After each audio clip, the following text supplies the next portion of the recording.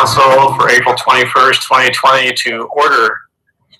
And in that, it's impractical to hold an in-person Ames City Council meeting due to the governor of Iowa declaring a public health emergency occasioned by the COVID-19 pandemic and the governor placing limits on the size of public gatherings that may be held. This meeting is being held electronically. It's allowed by section 21.8 of the Iowa Code. And as this is a workshop tonight, no public input will be invited. And the meeting can be viewed online and live on both our YouTube channel, that's youtube.com, Ames Channel 12, www.cityofames.org/Channel 12, or on Mediacom Channel 12. We have one item on our agenda tonight, and that is to work through the Ames 2040 workshop for future land use map.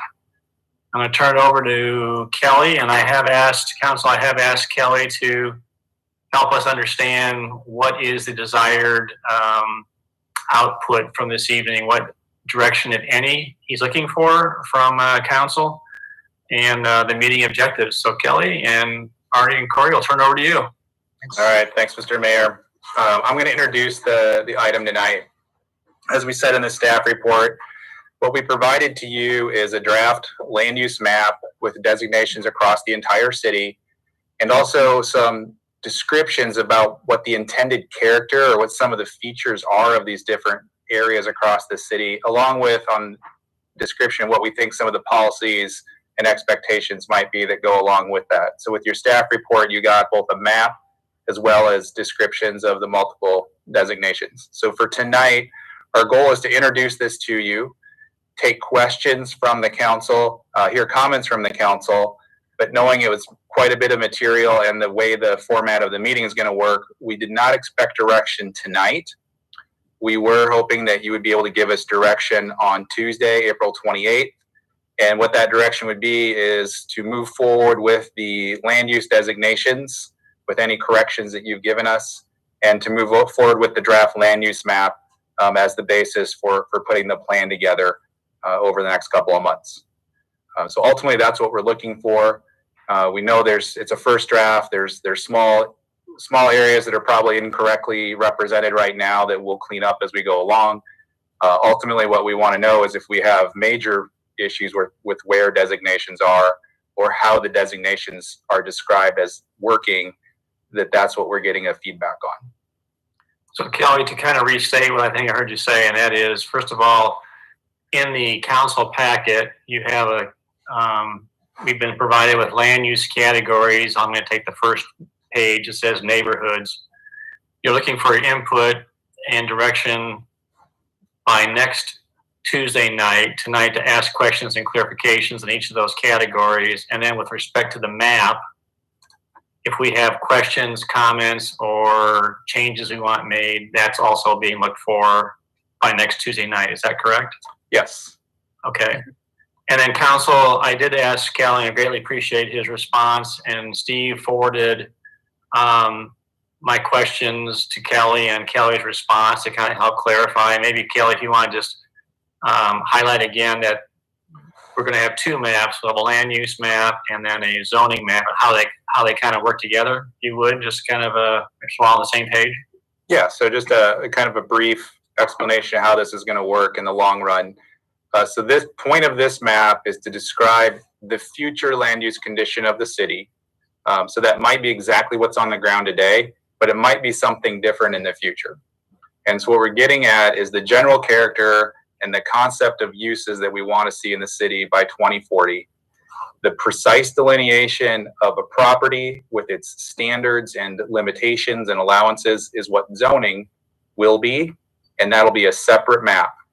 In some of these designations, there may be more than one zoning district choice. And the example I gave in the current plan, all of our expansion areas are labeled as village suburban, and it's one color, it's one designation, but really the city uses 4 different zoning districts to implement that designation. So we're assuming that in this proposed map, there will also be in some cases more than one zone that implements the concepts. So we think we can describe the character with these basic descriptions, and then the precise nature of a neighborhood may or may not have a different zoning district than another neighborhood on the other side of town. So that's after tonight, what I said in that email, after we have your comfort with these designations, then staff will map out to you what the relationship is to a particular zoning district, whether it's RL or RM or FSRL or some of the other districts. And we might have to propose new ones to make the new concepts work. And that's the basis. I might add, and I might add that there is an aspect to these maps that's both land use and character. So the traditional land use map, which identifies different densities of residential, different types of commercial, and so forth, is reflected here. But these are a little bit broader than that. So we talk about residential neighborhoods 1, 2, 3, and so forth. Those can have uses under certain conditions that are non-residential, typically different kinds of minor commercial or other sort of things that are incorporated into those categories. But they're descriptive in terms of identifying physical framework, periods of development that are reflected in street patterns, other sort of broader descriptors than just simply the traditional land use category. So it's merging the idea of land use with urban form and character, and it carries that out with specific policies for each one of those areas. So Marty, when you say land use and character, under I'm just looking at the first page of the staff report that goes into the charts, I think that you and put together. So you have a category column, a characteristics column, and a policies column. So is the character you're referring to the characteristics that are in this chart? Mm-hmm. Yeah. So think about the characteristics as being a way of describing the kind of general typical patterns within those areas, and what kinds of uses are reflected in those. And then the policies are, if you're a developer, how to approach development in each one of those specific areas, what kinds of things the city might consider in the future in terms of characteristics of the right of way or access or those kinds of things. So a little bit different from just the kind of binary. It has to be residential, or it has to be commercial, or it has to be industrial. It's a little bit more nuanced than that. But Mayor, that's a really good description of it. that each one of these has patterns that describe what it is and why it's distinctive, and then policies that are meant to enhance that distinctiveness. So, Mayor, for tonight. Sorry, Kelly, can I just ask for a clarification? Yep. One of the categories that isn't really spelled out is what constitutes civic. Now, I look at these locations and I think, oh, it's city property and it's the school district. And it looks like these are the current locations. Are there civic areas on here that are projected civic areas rather than current civic areas? I don't think there's any predicted civic areas, and this is probably one that's going to get adjusted a little bit. Like, it doesn't include all school properties. You could say like the bus barn property out on South Bell isn't shown as civic. County property isn't shown as civic. So we have to adjust that a little bit, but it's really reflecting existing use rather than planned in that case. That's right. Okay, Right. thank you. Yeah, and undoubtedly some of these growth areas are going to include a school site. We don't exactly know where that might be, and so to get very specific about where the school might be without the school buying it or knowing who the property owner is and so forth, it's not something we can do. But we can identify in the policy for that neighborhood the need at some point to identify a site to serve that development center. Kelly, it'd be really helpful for me. You decide when you want to do it, but if you or Marty or Corey could go through and on the map, which I really appreciate the amount of work you went into doing this, is explaining a little bit what does core mean? What is neighborhood core mixed use versus neighborhood core? Because we're using that kind of to set the stage for what we're doing, and instead of assuming something, I don't think that we have spreadsheet charts for every one of those. I don't think. Yeah, I think I'll have Marty talk about them a little bit, but just to help kind of make sure we have a little structure to the meeting. Yep. I think we want to talk about kind of the way the staff report flowed. We want to make sure that there's questions about the designations themselves, much like what you just asked about the core. And then let's move to any specific questions about the map. And I had some certain areas I wanted the council to at least look at tonight. Okay. But I think we should start with the broader level questions about the designations. Yep. And try and get through those first and then go to map-based questions. Does that Good. work for you? Absolutely. Okay. Yeah, So Marty, why don't you address the cores? Okay, a great question. The core are meant to be basically are downtown Ames and campus town. So the high density, generally mixed use centers that are in one way or another the commercial and to some degree residential image centers of the city.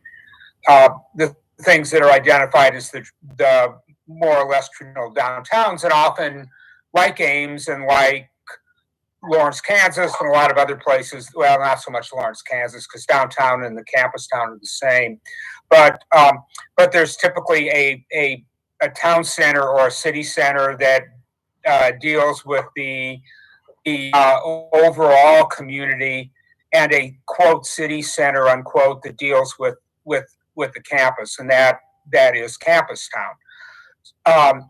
The neighborhood cores are a mixed use district that some of which exist and some of which are proposed, that are mixed use residential and primarily commercial districts with a neighborhood or residential component that function as the center of a village or a core district that would serve a residential area. So the best developed one that we have right now is Somerset. That is an example of that. We're showing another one farther up on the directly north of Somerset in that emerging growth area. We're even showing one on 190th Street that would be a mixed use center that would serve what might eventually be development that extends to the north. And there's another one for our south growth area. So of course those are not there now, but they're reflecting the idea of, if not literally reproducing a set center, of having some sort of integrated mixture of commercial and residential uses that become a kind of defined core, a combined center for new neighborhoods, as opposed to just a bunch of stuff that's strung out along a commercial strip.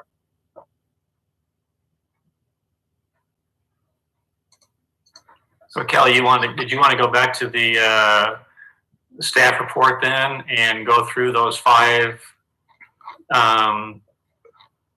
points or topics and get some feedback or clarification on that? Well, I think I'll just quickly ask the way we've structured the residential neighborhoods. So we have essentially three categories, right? We have traditional older residential areas, then we kind of have the last 50 years of residential, and then we have the new areas. Does that approach, where we've broken it out into 3 different types of areas, does that make sense to council? It's fairly similar to what we do today. Some of the policies are similar, and then some of them are a little bit different. We think those match pretty clearly what we heard at the land use principles and the housing principles. But I guess that'd be my first question. If you just think about residential neighborhoods, does that make sense for the bulk of the city? Any questions about that? So this would be on page 5 and 6. That'd be the first 2 pages of, I'll call it the spreadsheet chart type. Residential neighborhoods 1, 2, and 3 is what you're talking about. Is that correct? Yeah. So if there's any questions about those kind of basic building blocks of the plan, that would be helpful to know now. I'm not hearing anything from council, so I will take that as move on. One thing that is Kelly, if I could interject. Yep. I did hear one question about, this is kind of a detail, but expansion areas that are designated as such on this map that weren't specifically identified as growth areas in our previous exercise. Yes. And could you just address that, please? Yeah, so I think throughout the, just a second here. So kind of throughout the scenarios exercise, we said there was a few other smaller areas that were what we described as readily serviceable. And we believe that adding those in as areas that could be developed in the future as they became interested in annex to the city, it would meet the intent of how we broke things into tier 1 and tier 2 and tier 3 and tier 4. They're essentially tier 1 areas that can build off of existing parts of the city. And the main 2 areas are an industrial area off of Dayton across from the National Disease Lab. And then in the south, again, there's a couple of properties in that area, the research park. Those were shown as readily serviceable too. So those are I think the only 2 areas that weren't covered in a growth area that's shown on this map. That makes sense. Thank you. What East 13th though? So East 13th was part of a scenario. What's shown there should reflect the scenario that was picked by council. Okay. One other thing. So I didn't recall that you were actually, the council was supportive of, not that I'm saying we shouldn't, but council is showing, it's shown as village, East 13th, east of 35. So in the scenarios, we showed that as a mix of different housing types as a tier 1 area. Okay. So I chose to call it village because there was really medium-ish and low in both of those areas. It could go back to that. I just chose to call it village to represent it was a mix of things. And we're going to reserve areas anyway around the entire circumference of the city anyway. So we're just showing that we're just kind of indicating what it might look like in the future is what you're saying. Yeah, and that's a good point too. So another map you don't have tonight is the tiers, the scenarios, the areas you did not pick. We will have an exhibit in the comprehensive plan talking about those areas, as you said, Mayor, that we still want to protect for future expansion, just in case the timing is that, remember we talked about maybe one area grows really well and we can go faster in that direction and we can move forward per those scenarios discussions. So we'll have policies about how to annex land that come up that also come up in this. And one other thing about the south, what's shown on this plan, and we didn't edit this out, but it shows actually some tier 3 area in that south. Right. Really where, if you guys can see my cursor across here, 265th is really the tier 2 dividing line. But we kind of showed the whole core there just to make sure it was clear that that was the concept. And we'll treat that appropriately when we get to the separate tiers maps, but that one's a little more than what you actually asked for. Right. Yeah, I didn't notice that, but it's Gloria, So do you we'll have have- anything you want to comment on? Yeah, this is going back to the neighborhoods. It took me a while to call up the page with those definitions.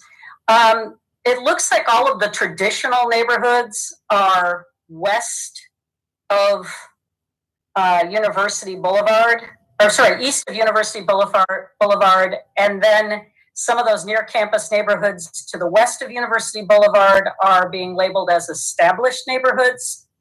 And I'm just wondering about the logic of that, because I know my neighborhood over here in Scan and the area around Woodland Street and Campus, those are all traditional neighborhoods. They were established before the 1950s. And so I don't see the way in which the definitions in the PowerPoint line up with what's on the ground in the neighborhoods. But Gloria, I'll take that one. That was, I think for staff, when we looked at it, we could have definitely gone either way. So I've zoomed in on the map to the area that I think you're talking about. Do you see that now? So, yeah. Okay, so I think that very easily could be labeled as a traditional neighborhood. There wouldn't be any challenges on our side of giving it that label. I think we could have gone either way on that one. So if it feels like that's the better description of the area, then that's very easy to switch that to traditional, because it would meet a lot of the descriptors. I think if you, I actually think that it is traditional is a better description for that neighborhood, and even the more curvilinear area, like between Beach and Ash, is really characteristic of kind of the Riverside, the Olmsted kind of form. So I think that could even be considered a traditional neighborhood, even though it's not a traditional grid. I think if you want to use the map of the near campus neighborhoods, the North Scan area and the Colonial Village area are all developed before 1950, mostly developed before 1950. The curvilinear area you're talking about, Marty, was developed in the 30s. And the regular street grid between Hayward and Ash was developed in the 20s and 30s. Yeah. I live in a neighborhood like the curvilinear area. The same era. The other area I was mentioning was west of campus over by Woodland,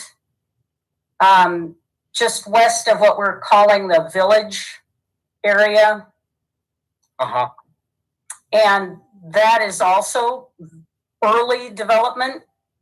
It's at least the area between probably Franklin and Highland is developed before the 1950s. So Gloria, I would think we'll take a look at it.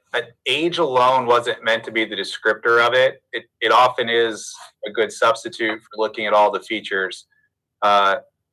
We'll go back and take a look at that. If it's really, though, still garage oriented, even if it's older homes, it might fit better under the established neighborhood.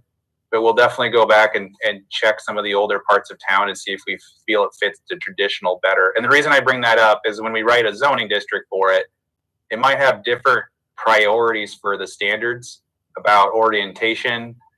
And that might be a critical piece about whether that neighborhood really fits that zoning designation, and might have aspects of orientation as its basis. Yeah, and I would completely agree with the assessment about the garages being significant, because a lot of that, especially the curvilinear part, really has more of the characteristics of an automobile suburb than Right. the traditional grid. So I want to be clear on how we're using the terms and why we're using them. That's all. And the definition in the PowerPoint didn't make a lot of sense to me because most of those homes were not mid-century or later. And you're talking about the near campus ones you just brought up, how they're Right. older. Okay. Right. We'll go back and look at that and pay a little more attention to age and see how it fits. Well, and maybe it doesn't make any difference if really what you're focusing on is those characteristics like the need for the automobile or the emphasis on the automobile in the property layout and garages being constructed on the properties. It Well, could it be could a lot be of it's- factors. That's funny. That was my least favorite part too, Gloria.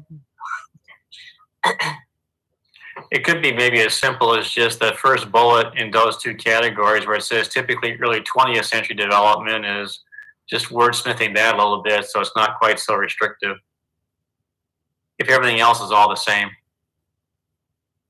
Okay, we'll look at that. Okay.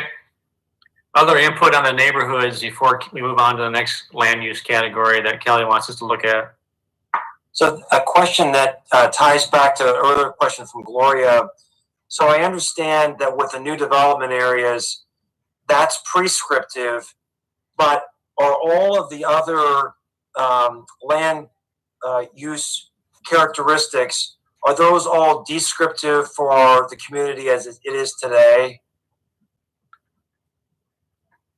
I would say generally they reflect existing conditions, and if something needs to be different, the policy should say that in the future maybe it's being adjusted. For example, there may be no transit access today in an expansion area, but we have a policy says we want to plan to accommodate transit extensions. And then also another example would be in I just lost it. So maybe some of the older neighborhoods in the traditional areas, they might not have a great alternative mode of transportation access. Well, one of our policies is we want to look at supporting alternative modes of transportation, even if they don't exist today. So you have characteristics are basically existing. Policies are about either reinforcing or making adjustments over the next 20 years. So we had some discussions about infill projects.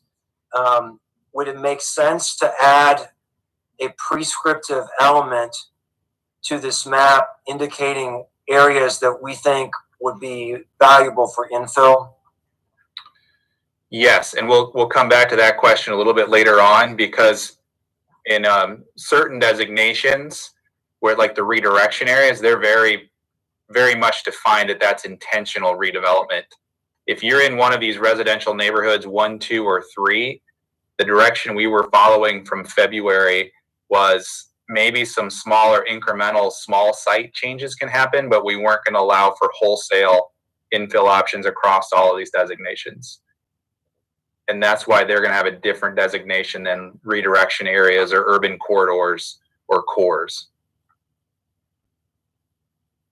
Thank you.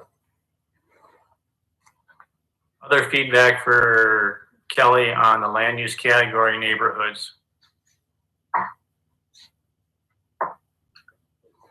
Hearing none, we're going to go ahead and move on then. Okay. The other one that's probably a little bit different than today is really we put multifamily as one designation. And really that's because we think the apartment dwelling type is the defining building type within that designation. And so it may be medium density, it may be higher density. We think we can just declare them as multifamily neighborhoods. They're very similar in terms of how they look, feel, and operate. It's more about the zoning, and that's really what's going to control the densities. In the future, I think we want to look at maybe having a townhome type of district that isn't apartment building focused, and that may or may not fit in the multifamily neighborhood. It might fit in one of those other residential categories, but this really is reflective of a lot of existing apartment districts in the city. Is there any questions about the multifamily component? I see that the Greek houses are considered part of the multifamily, and what's the logic? I mean, obviously they're high density, but they're a completely different style of building. It really comes down to that they're all zoned RH. It's the type of district that we allow group living with fraternities in the first place. So I thought it fit best in that base designation, just based on the intensity of number of people in those areas, whether it's apartment building based or not. It does fit the intensity aspect of it. I really would have to probably come up with a whole new separate designation if we didn't put it in the multifamily neighborhood designation.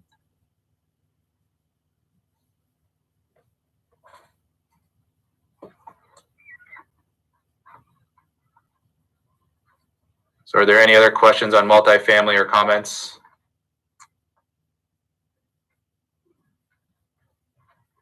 Okay. So for commercial, Yeah, neighborhood, you still have village neighborhoods and university neighborhoods. So. yeah, I want to come back to university neighborhoods. It's really going to relate directly to that later question we have about mapping. Okay. So village. The way we're looking at university now is to think of it probably better as an overlay on top of some of these other designations rather than its own thing. But we're going to come back to that. And village neighborhoods are a lot more like just thinking about a Somerset type of development pattern. And we have some of those with Somerset now. Some other existing conditions reflect that, but it's something that could also appear in an expansion area itself. Okay. Page 9 is land use category centers. And so for centers, that starts to be where we start to talk about commercial uses. The proposal right now is to think of major commercial and neighborhood commercial, along with the centers and cores that we talked about. And it's a little bit different vocabulary than how we use it now. We use highway-oriented commercial to describe most of our commercial land, and whether that's a small business from 1950 or whether it's a super Walmart, we're using the same designation. So we think it's a little bit more appropriate to talk about really the scale of retail and commercial use and group those together rather than just say, well, it's on a highway or it's on an arterial street, so it's all the same. So these designations are changing things up a little bit to reflect more about the type of retail that we expect to see or the type of commercial and the scale of that commercial. One thing that we did propose to add is something that we call general commercial. And that is an area that is kind of a hybrid between light industrial and commercial uses. And we proposed that in the East Lincoln Way area near the Skunk River before you get into the more industrial areas as the main area for that.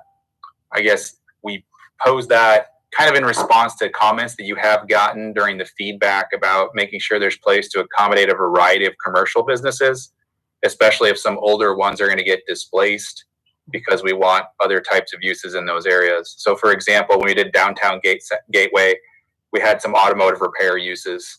They were hard to relocate. They didn't really fit on Duff Avenue. Land was too expensive, but it's services that we all know we need in the city. So something like general commercial could be a suitable home for relocating businesses that we might think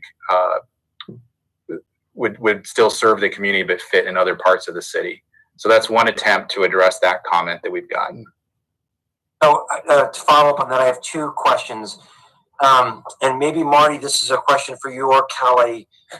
As we think about two questions. One is the amount of commercial land that we need to allocate in this model. And this is very, very difficult, I think, to try to tease out what is the appropriate amount of land area that should be designated. And then secondly, are we thinking about having this in other areas? As I'm looking at the map, I'm not seeing I'm not seeing other areas where we have that GC designation.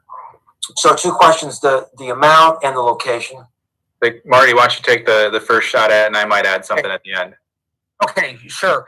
Back at the beginning, when we were doing the population projections and growth projections, there is commercial acreage. It's established at that time, and it's basically a ratio of it's a projection of the ratio that we have now.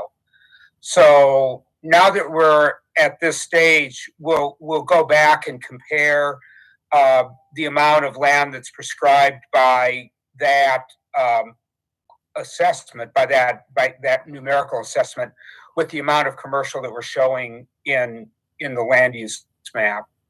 So there's a little bit of work that needs to be done to make sure that those are in concordance. So that's number one. Number two is, yeah, there really isn't another area beside East Lincoln Way right now that we're showing as general commercial. Some of that falls in what we're now calling urban corridor, actually, like West Lincoln Way and some of those other areas. I think in general, we would like to encourage an evolution of uses of those kinds of more, I guess, utilitarian commercial or trade commercial uses into one or maybe another specific area, and that seems to make the most sense on the east side. I don't know, Kelly, you want to? I think, Tim, another area, it's zoned industrial now, but it's east of the water plant on 13th Street and like in the McCormick area. That's probably another area that we could change from industrial to general commercial and kind of fit the business pattern that's there. I think out west in the Boone County expansion area, I think based on the pattern that's out in that area, I think general commercial will also fit in that area. So right now, I think we show us a lot of industrial along Lincoln Way, but that very easily would fit the general commercial description that we thought was appropriate as well. I'd like to test the premise. Those are both very good answers. Can I test the premise just a little bit? So is it necessarily the case that just because we grow numerically, that the amount of commercial area, that ratio grows at the same proportion? I would say, in my opinion, in this day and age, no. I think I think we all can understand that the retail environment was already struggling, and with COVID-19, it's really hard to understand where retailers are going to want to be and how they're going to want to operate into the future. So I think looking at an 80s and 90s pattern of growth in and of itself will not be predictive of our needs. At the same time, where commercial will be successful, that's not going to change. So it needs to be in certain places to be successful. It needs to be in the right places to anchor new development areas, but the total quantity, I don't know that we can just rely on past expectations. I don't suggest this is easy, and I think the point you made, Callie, is very prudent, that land uses are changing, the way retail is done is changing, and so all of us can think of communities in Iowa that now have an abundance of commercial space that's just vacant and is an eyesore in the community and shows very little prospect of redevelopment. I mean, we can all think of communities like that. So obviously, that's a ditch we want to avoid. So, Marty, when you work with communities in this planning phase, are there any principles that should be guiding us in this? I think that it's really, as much as anything, the function of that commercial, and that's what we're trying to reflect here. So I don't know that we're seeing in the 20-year framework the emergence of a new big box commercial area other than things like the 16th Street corridor, or even on the east side north of the industrial park, the I-35 corridor. Most of the things that we're anticipating, and I think are implied by this plan, are really more neighborhood service. That might include something like supermarket or pharmacy or ancillary local shops, but it is not a regional mall or a big box in the scope of a couple 100,000 square feet. We just don't we don't see that being in these growth areas. I don't think. So yeah, and one final question. I don't want to belabor this point. So one of the other sort of new factors to all of this is this Eastern Industrial area. I would anticipate that that's going to generate some complementary type of light industry, maybe tool and die that would be more of a supportive type of business. So you may have sort of core manufacturers, but then there'll be suppliers and tool and die people that will be ancillary in essence. And so that's not something we've had before. And so I just want to make sure that it's not just Ames growing, it's Ames plus this 1,300 acres that we really don't know what's going to develop there and what kind of attending businesses would come along with that. I don't know if we'll solve it tonight, but I just want to put those bookmarks on the table. I think those are important factors. Mm-hmm. So, Tim, just to help clarify, are you saying that within the East Industrial area that we should expect a mix of large and small businesses? Are you saying that we need to accommodate for the amount of employment in our assumptions about where commercial will be successful in the city?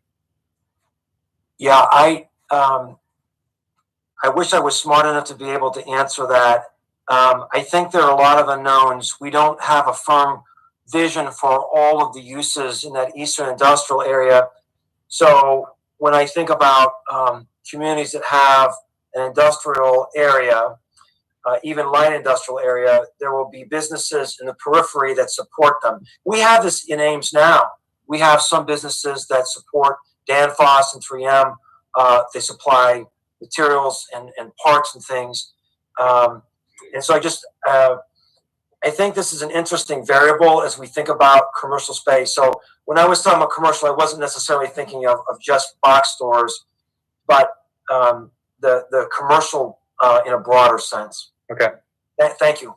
I do want to touch on 13th Street because we've said this a few different times. I think that the main reason we show regional commercial there is because of the past decisions of the city in response to a proposal for a regional mall. I don't think anybody should read into this land use plan to say that RDG or city staff is saying a regional mall is going to happen in the next 20 years on that site.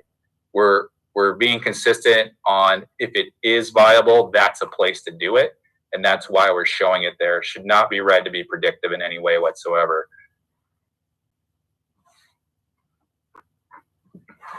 Okay. So that's a good transition, Tim, into the employment discussion. Before we leave, could we have one more question here? Absolutely. And I'm looking on West Lincoln Way at Y Avenue, the county line, which I guess is also 500. Do I have that right? And the designation there of the commercial and retail looks at kind of more substantial on the west of the county line versus east of the county line. And I'm wondering what was driving that placement, given that there are consequences to being in a different county. I think, well, partially, so on the very west end, that's more reflective of existing conditions. Sure. Where I'm hovering my cursor again. Yeah, I can see. And then, for the most part, this was presumed to become residential rather than commercial. It could be commercial. I don't think that we would say that that's necessarily inappropriate there. I guess we were probably focused more on where can you do a larger mix of commercial, and there was more land on the west side. That'd be my take on it. Marty, did you have a different take on? Yeah, we really were kind of projecting an extension of those residential streets west of Wilder Avenue, and that area around that kind of neighborhood core or neighborhood mixed use center made more sense as residential. To develop that commercially would, first of all, be a lot of commercial, but also would be it looked like the intention of that original plat was continued residential to the west. Okay, that makes some sense to me. But I just want to remind us that, one of the consideration has to do with sales tax equity throughout the footprint of the town, and whether that's an advantage that accrues to the city or doesn't. I understand there are different reasons to make these sort of decisions, but I don't want to just let that one get overlooked entirely. I would say, David, that if we go forward with this comp plan and this is what we show in the Boone area, we're going to absolutely have to have a conversation with the Boone County supervisors and talk about coordinating not just land use, but to see how local option sales tax can be collected in this area and what has to happen to make that happen. That makes sense. Thanks. And right now for employment, we're only using really one designation to cover that. And I think this is one where we'll have different zoning districts, but on the map, it probably just makes sense to kind of talk about them as employment areas because that's really fundamentally what they are, whether they're offices or small and light industrial. And as Tim mentioned, the East Industrial, really, I think the city's going to have to deal with that once we have the infrastructure decision figured out through the zoning. There's going to definitely be land that needs to be reserved for these large businesses that we hope to attract, but there is a lot of land there, and I think there's going to be options for different types of uses to be out there as well. So that's probably more of a zoning issue. It's still going to be an industrial area, and it's still going to have truck traffic and still be an employment center for us. One thing that I think I mentioned in the staff report, we do have a policy that wants to be resource conscious in the types of industries we attract and have in the city. We believe that's appropriate to move forward as staff, so that would be our intent to do so. I think we've had, I don't know if we really had much of a discussion about that, but that's also in the current land use policy plan. And the background is, we only have so much water treatment capacity and sewer capacity before we trigger large capital investments. And we want to see efficient use of land with the resources we have as much as possible. Is there any specific other thoughts about the employment section right now? Did you want to go back and pick up? You had you started with community, commercial, retail, and then we went right over to employment. Do you want to talk about neighborhood core and core districts? That's the next sheets after your community, commercial, retail. I think Marty kind of touched on that a little bit at the beginning. Is there anything more that we need to talk about? They're really meant to be those kind of anchor areas to serve neighborhoods and to serve the city overall.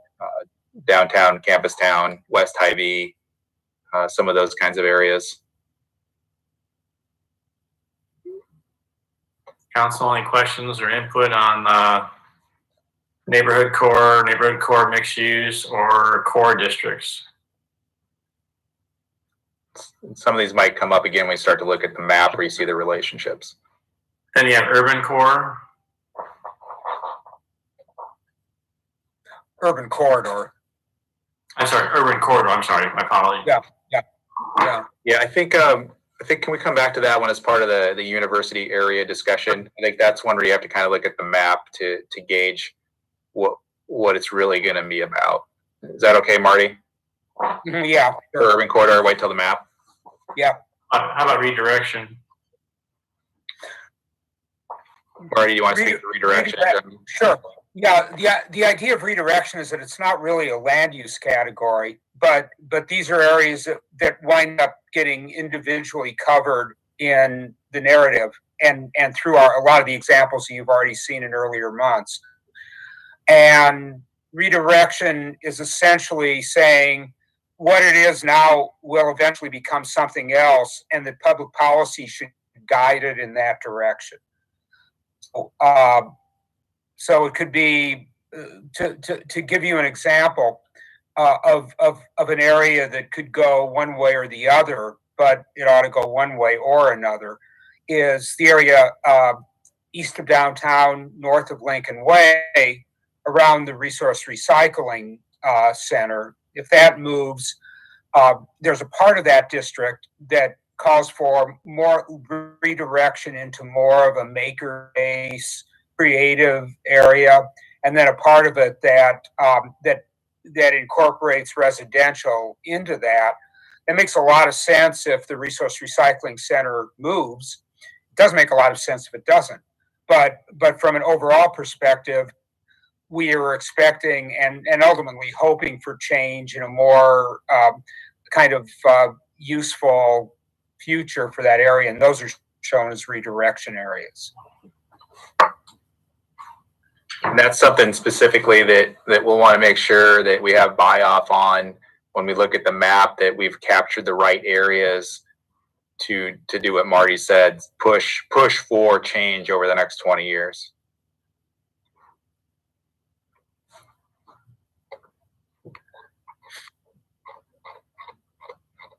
I think you got all the categories covered that was on your charts, Kelly. Okay. Any quick questions or anything else on just the broad descriptions right now before we look at some of the map specific questions I had? Well, maybe you're going to cover this on the map, Kelly.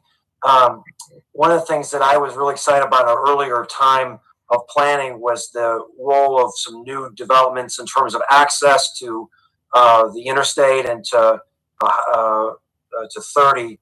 And that would be very helpful. And I don't know if maybe there's ways in which to do different layering on top of this. So showing some possible interchanges, I think would be very helpful. And then, Kelly, you were talking about transportation. I think it'd be very helpful to be able to do an overlay of our multi-use trail over this and say, okay, this is what we have now. Being able to see how the current multi-use trail integrates with this I think would be very helpful as a tool. Yeah, I think RDG and I were talking about that on Friday, and we're definitely going to add a transportation layer to this, because we've talked all along about how the transportation needs to work with the land use. They're not independent. And so absolutely we want to bring the complete streets kind of network layer over, which includes the streets and trail options, Tim. So we'll eventually have that all laid together for you. Well, and I really appreciate that.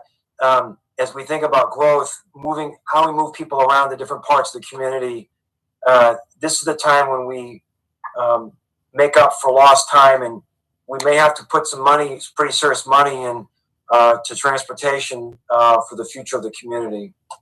Okay.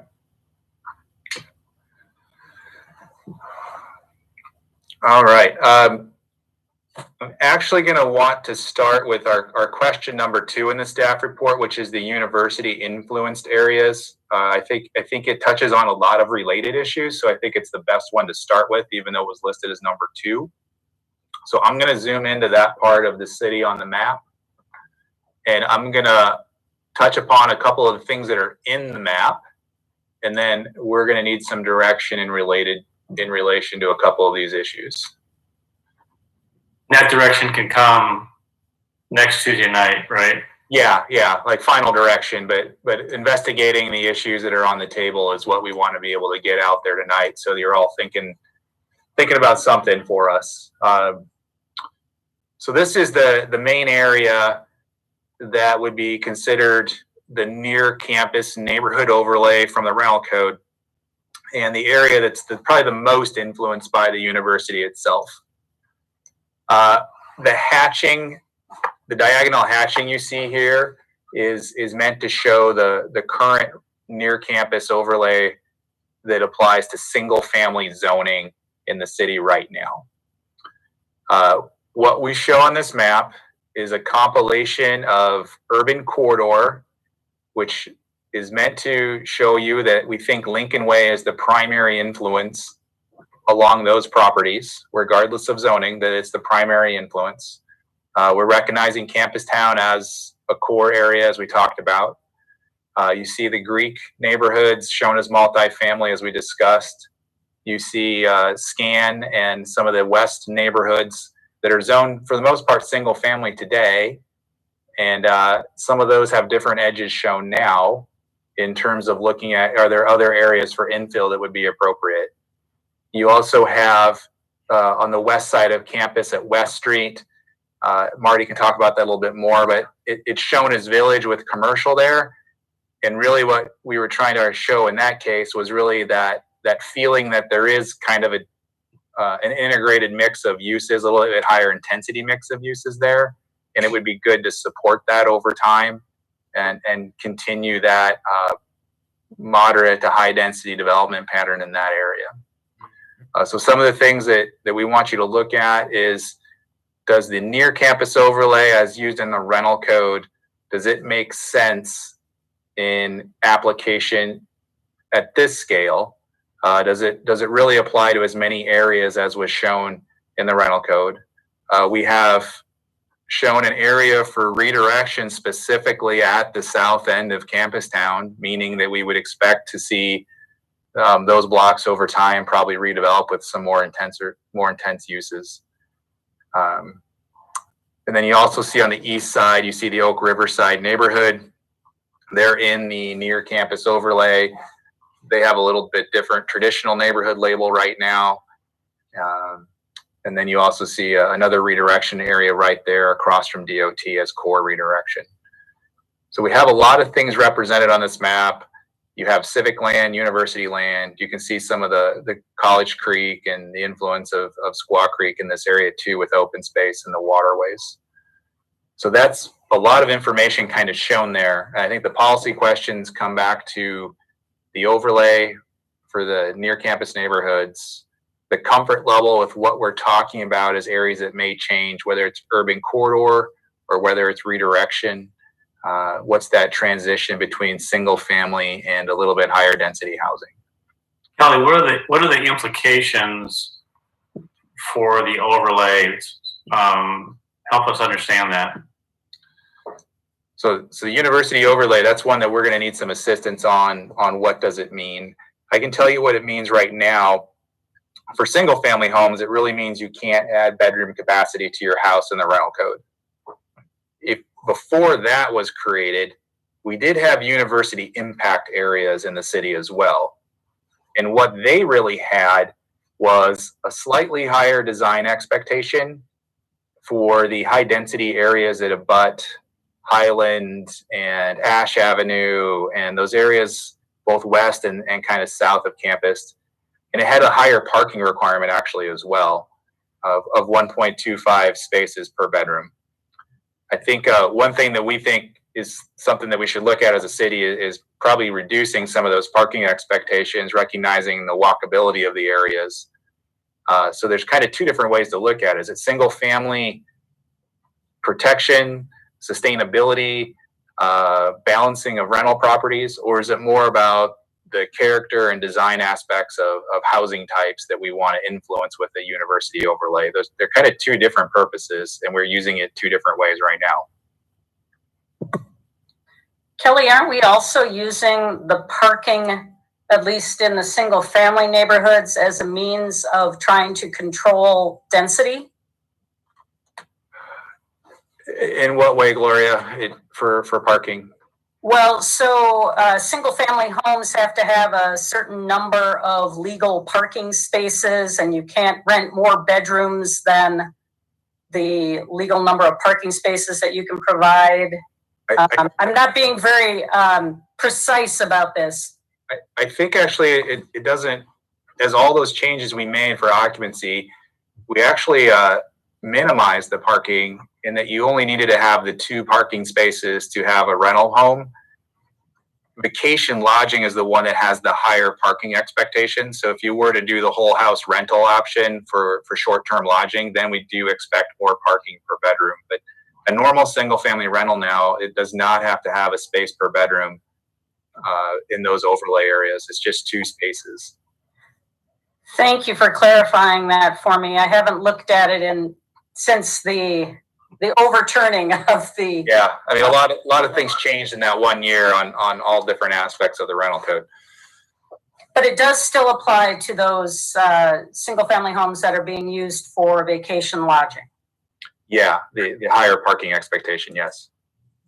So in that sense, then we are still using it as a control for perhaps conserving some of those single family properties as less dense when they're being rented as vacation lodging. Yeah, but with the vacation lodging restriction of the 1,000-foot separation, That's really the controlling factor on that concentration more than the parking standards. There's only a handful that are even permitted south of campus because of that 1,000-foot separation requirement. I don't have any real problem with lowering the parking expectations in the core areas or those higher density areas. My main concern would be whether the expectations have any impact on the transition of single family homes to rentals. That's it. Okay. The area to the west of Highland and north of Lincoln Way. Yep. It's all shown as village. Help me understand why that has that kind of a nomenclature, because it's a pretty good sized area. Yeah, Marty will probably chime in on that as well. I mean, you could make it multifamily with some neighborhood commercial element, but I think Marty, why don't you talk about the way it's set up? Yeah. Yeah, that's my favorite area because I didn't know it was there until a couple of visits ago. But to me, you know, in a lot of cases, except for Somerset, we're describing village. The idea of village is aspirational. This is one where that idea of a fairly intimate center, namely those blocks of West Street around on either side of Highland, has a really, it really does have a very intimate sort of village center feel to it. The area around it is primarily multifamily. It's pretty a little bit on the helter-skelter side in terms of development, but the idea of it is from that core, as some of those buildings might get redeveloped or changed in character, that there really could be a more pedestrian scale, more center-oriented type of form that develops out of that. In some cases, it can simply be done by rethinking some of the site design of existing buildings. So we may very well wind up doing a little bit of an illustration of what this might look like, building from what's there. But that's kind of the concept, is that it is guiding evolutionary change that takes into effect the potential of that feel. It's not the same as campus town, but it has a highly urban character to it. Okay. I think, Mayor, if I added on to what Marty talked about, I think the idea that would make this different than multifamily is you could justify, as Marty said, a more pedestrian environment. We could go to zero setback kind of situations and look for parking to be more in the rear of buildings, and instead of multifamily where you still have large setbacks and large parking fields. That one might be the distinguishing factor you could justify here as a village versus multifamily. The other part that's interesting is really Highland's probably kind of set for the most part with relatively recent or large apartment buildings there. But Sheldon's really the area that could change, and then more in that Campus Avenue side of that district. It's kind of more of the shoulders of it that are likely areas to change in the next 20 years. So as you go further, thank you, that was helpful. So going west then on Lincoln Way from the village area, it looks like you have an urban core. Was that urban commercial at UC? What is that? Urban corridor. So it's basically largely commercial, but not entirely so. And it in a way reflects some of the planning or some of the ideas that were reflected in the Lincoln Way plan of an integration of commercial and residential uses. So let's just say that council approves the map as shown for this area, and we have that village and urban core designation. Does that mean that those properties could be potentially rezoned to a higher density or to a commercial use, Kelly? Or how would that work? And does that enrich or enhance somebody's property ownership because of that? So currently probably all of them are already zoned RH, but they Okay. have the West University impact overlay on them, which restricts you to a 4-story building, no more than 4 stories. Okay. And then it has the extra parking. I don't know that you would need to change RH because you could do mixed use in an RH district already. Kind of like what Michael Black did there with the kind of across from Hy-Vee, so to speak. Yeah, I think what we would need to do is set up, though, the character expectations that it's not set back from the street. That's kind of the main influence here, that even if the zoning and the density issues are the same, that's the design, the character that's probably needs to be different than how it is today. I want to describe, Kelly, that boundary condition too that we talked about. Which one was that? Where we talked about like on Story Street? Yeah, on Story Street. Yeah, so we had, so UC is kind of a compilation of the corridor plan. And it could definitely have commercial in a lot of areas, but there's also that idea that it is a transit corridor, and we would expect residential development to really want to interface with Lincoln Way as its primary interaction. So in some cases, we're having changes of zoning district at streets, and that's because we think the priority focus is towards Lincoln Way, and there would be some kind of transition back down to the lower scale of the single family that remains. And so Story Street is this road right through here. It's all currently zoned single family RL. There is no high density here. These are all single family lots. If you remember in the rental discussion, it's very heavily rental single family homes, but that's really what that is. So this plan is really reinforcing that Lincoln Way corridor expectation for design and use. And somewhere we need to transition, and we were picking streets in many cases to do that.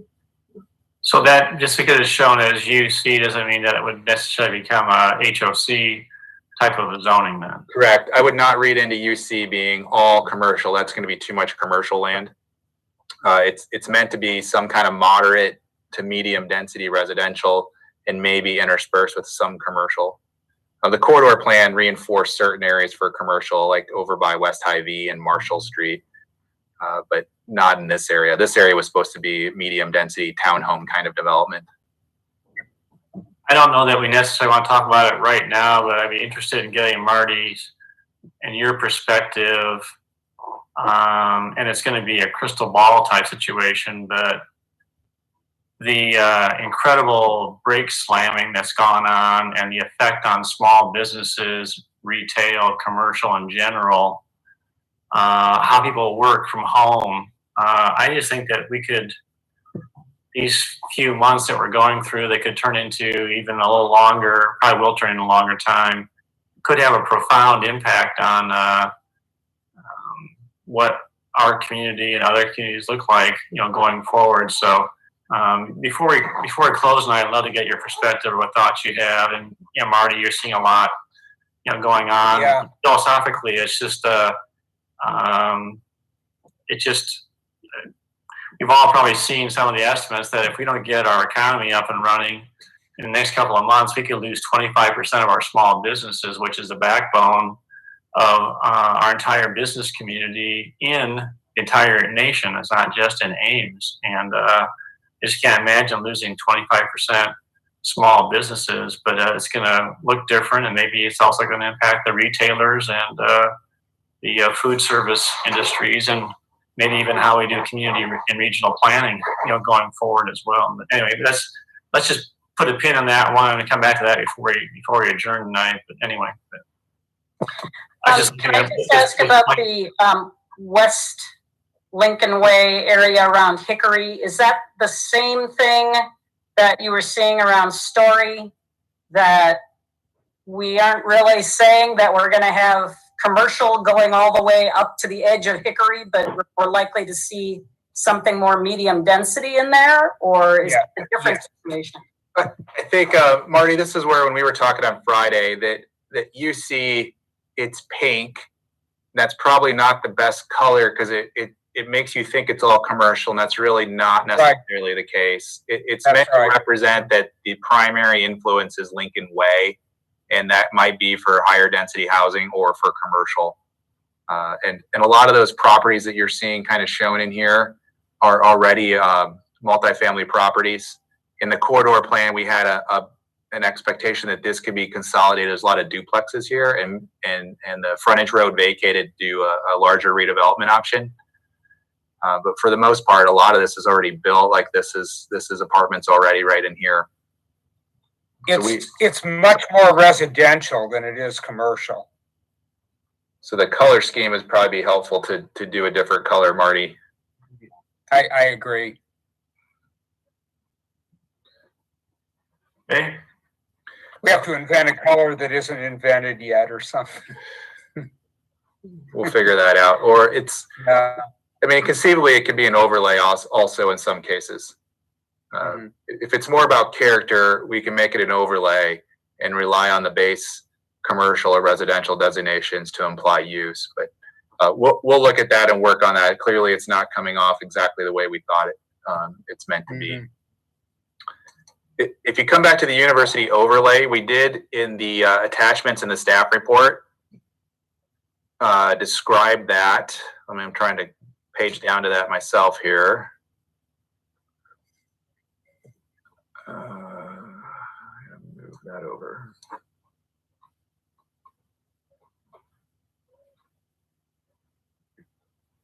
I think it's on page 7, university neighborhoods. So some of the policies that we said could be an issue in this overlay, it is meant to recognize that the percentage of student occupied housing is definitely higher. There is transient housing concerns from neighborhoods in these areas. Some of the policies are to support reinvestment and maintaining a balance of housing types. Other planning goals could be, though, to increase density and convert housing. So if those policies are all true, that's kind of what this map shows.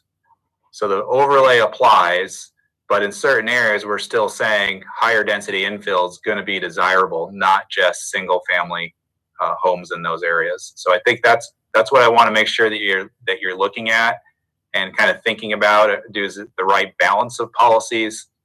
Should it just be narrowly about one issue or another so it's clearer, or is it really going to be this multiple issues trying to be addressed with one overlay?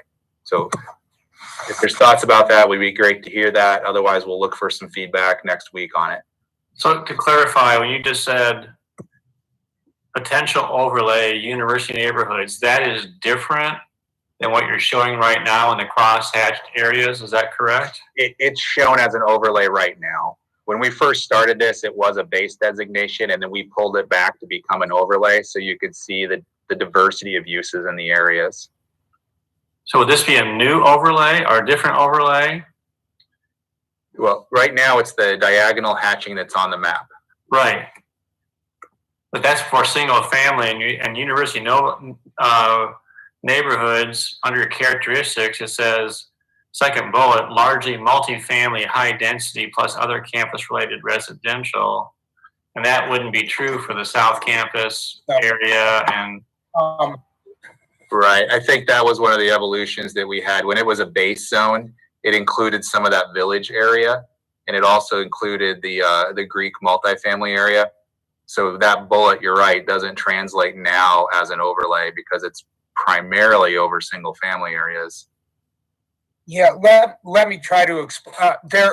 It's confusing, and I think it's something we've got to clear up. But the intention of university neighborhoods is that these are areas that are they're so dominate, even though they're not on the campus, they're dominated by the campus, and so they warrant a higher development density and so forth. And then there are university pressured neighborhoods that represent a lot of these areas that are crosshatched, where the university is not dominant, but it's putting pressure on the existing land use. And there are two distinct problems or distinct issues. so does that mean that you might have two overlays, one that would preserve the one that currently is in place, which kind of protects the single family traditional type neighborhoods and other ones where you might say council would be approving that we could look at some higher densities and hit some of these bullet objectives around the campus in this area? Is that what you're thinking? Yes, that's my thinking. So Yeah, I think that clarifies it. otherwise, Otherwise it looks like all those crosshatched areas could be multifamily, and that's really not the intention. right. Correct. I think council will support that. It's all. So let me just clarify that. John, you used the word protection or protect those areas. Marty seemed to concur with that, but it looks like some of that crosshatching is on those areas that are urban corridor areas. So is that overlay supposed to be there to protect the current character, or is it something else? So Gloria, the overlay that's there reflects the currently adopted near campus neighborhood overlay from the rental code. Mm-hmm. So we put it on there to show you what you have endorsed from a rental code perspective as near campus neighborhoods. And that's why we wanted to bring this up. We're suggesting that certain areas, especially in this area, that they aren't going to be or shouldn't be single family long term. So even though they have a rental protection now, we're not saying they should be single family homes in the long run. That's right. They may be, but we're definitely supporting that transition. So there would be a second overlay that maybe be a diagonal line the other direction that would indicate areas where you were trying to accomplish this. So I think you just, as you were saying, Marty, you got to do some more work on this map and kind of clarify. I think there's actually 2 overlay zones that you're possibly. Mm-hmm. Is that right? It's possible. We'll look at that. It's possible that we just pull it off of the urban corridor area if that's the confusion. If the urban corridor is the I see. If the village and the urban corridor and the redirection is the signal that we want to see change there, then maybe the overlay just doesn't apply. Doesn't apply. Mm-hmm. So we'll look at that. I guess the main buy-off that I'm looking for is for those, A, that you're okay with us showing some of these areas transitioning from low density residential, and then B, do we want an overlay that talks about these neighborhoods in a manner that's similar to how it is in the rental code now? And that's the designation that's in the slides or in the staff report. So that's what we're going to look for direction next Tuesday from you. Okay. Can I ask a question about that, Kelly? Yeah. So are you suggesting then, for example, if we wanted to keep the restriction on adding bedrooms to homes in the policy set going forward, that we would need to have an overlay zone to accomplish that, or we would otherwise run the risk of losing it when we adopt this plan?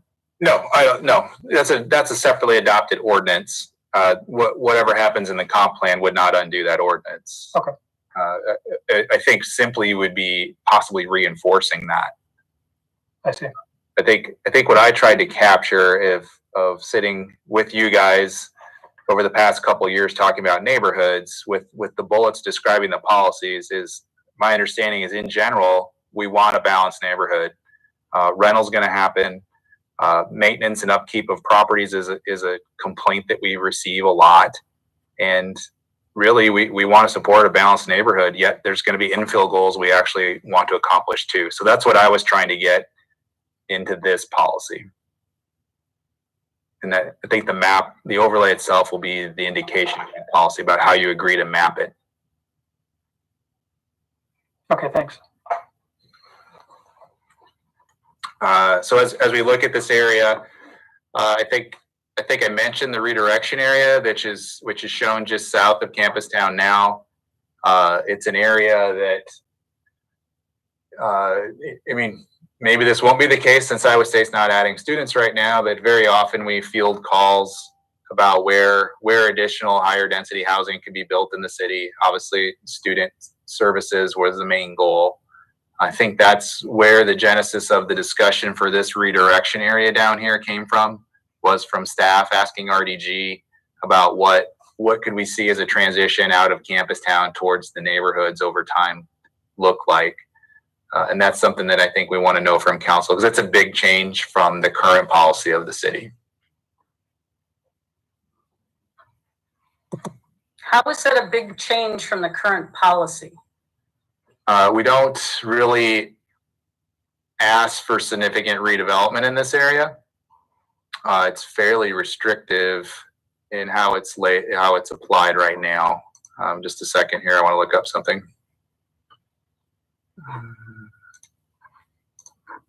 I might have too many windows open. It's another problem with Zoom.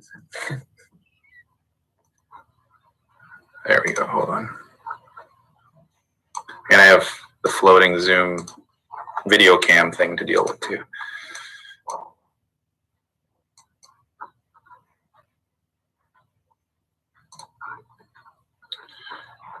So this would be an area where that impact overlay is probably the issue that I'm trying to bring up. So all the high density zoning south of Campus Town has a university overlay on it. What we're suggesting here is if that overlay was to be changed to either reduce parking or allow for somewhat taller buildings than 4 stories, and really look to add infill density, is that an area that's acceptable to the city? Mm-hmm. Doesn't mean we get rid of design requirements, but it's really kind of loosening up the density expectations, or heightening the density expectations is the question. So now you've got me a little bit nervous, because I thought you were talking about a transition area out of Campus Town into single family. So higher buildings does not say transition to me. And so I'd love clarification on that. So the goal, especially around the Hunt Street area, which is closer in and on parts of Hayward, would definitely be looking at density. At least in my eyes, that's what we're asking a question about. It doesn't necessarily mean 10-story buildings like what you can do in Campus Town, but it would likely, the market would probably look for something more than 4 if it was doing redevelopment. Yeah, I'm not interested in anything more than 4 stories in that area. Again, because it butts right up against a single family neighborhood. I still am hearing about what we did with the Union building and putting that next to a single family neighborhood. So I'm not comfortable with anything over 4 stories. We do have a significant number of 4-story apartments on Welch, which is high density. And so I think 4 stories fits in well in this area. We've also got a couple of 2-story apartments, I think, on Hunt. And, so I wouldn't have any trouble with going higher than single family homes in this area, which is what a lot of that area on Hunt Street currently is. But I'm not comfortable with more than 4 stories, especially since Hunt Street is a relatively high area to begin with. Seems like 4 stories and you're already higher than some of the surrounding buildings. So that's my take on it. And I suspect that others who live over here in the single family homes would feel similarly. I think we all acknowledge that area north of Knapp Street is prime for higher density. And I think that was the expectation when it was rezoned back in 2000 maybe. But really more than 4 stories, that doesn't say transition to me.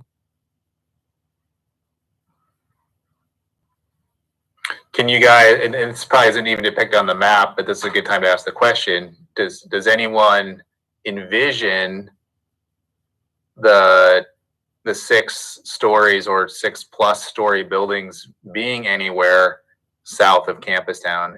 Can you see them going further south on Welch in any way whatsoever? The Campus Town zoning, it really stops at Hunt Street, and then you go right into the RH zoning, which has completely different design restrictions versus Campus Town zoning. And those are the questions we field is, hey, can I build a Campus Town style building a block away from campus town? Those are the kinds of questions that our office fields. I'm not interested. I really, really do not want to see a corridor of higher buildings. Welch is already taller than the homes surrounding, but you know, it's high density and people live with that. But we've got the Towers residence halls at the other end, and traffic through the neighborhood has been, foot traffic through the neighborhood has been problematic primarily because of those higher density properties. And that traffic goes through that corridor, and I wouldn't want to exacerbate that situation any more than we already have. Now, if you want to put something higher than what we've got north of Knapp Street, you're not going through the single family neighborhood. So Gloria, you're seeing that area as a step down from the higher buildings of north of Hahn Street. Yeah, I see that area as a transition. That core to the neighborhood. And I think that what we've got there now is that medium density, Kelly? It's all RH with that university impact overlay. Okay, so I don't have a problem with it becoming more intensified, but the design features of the buildings I think are important because this is an older neighborhood.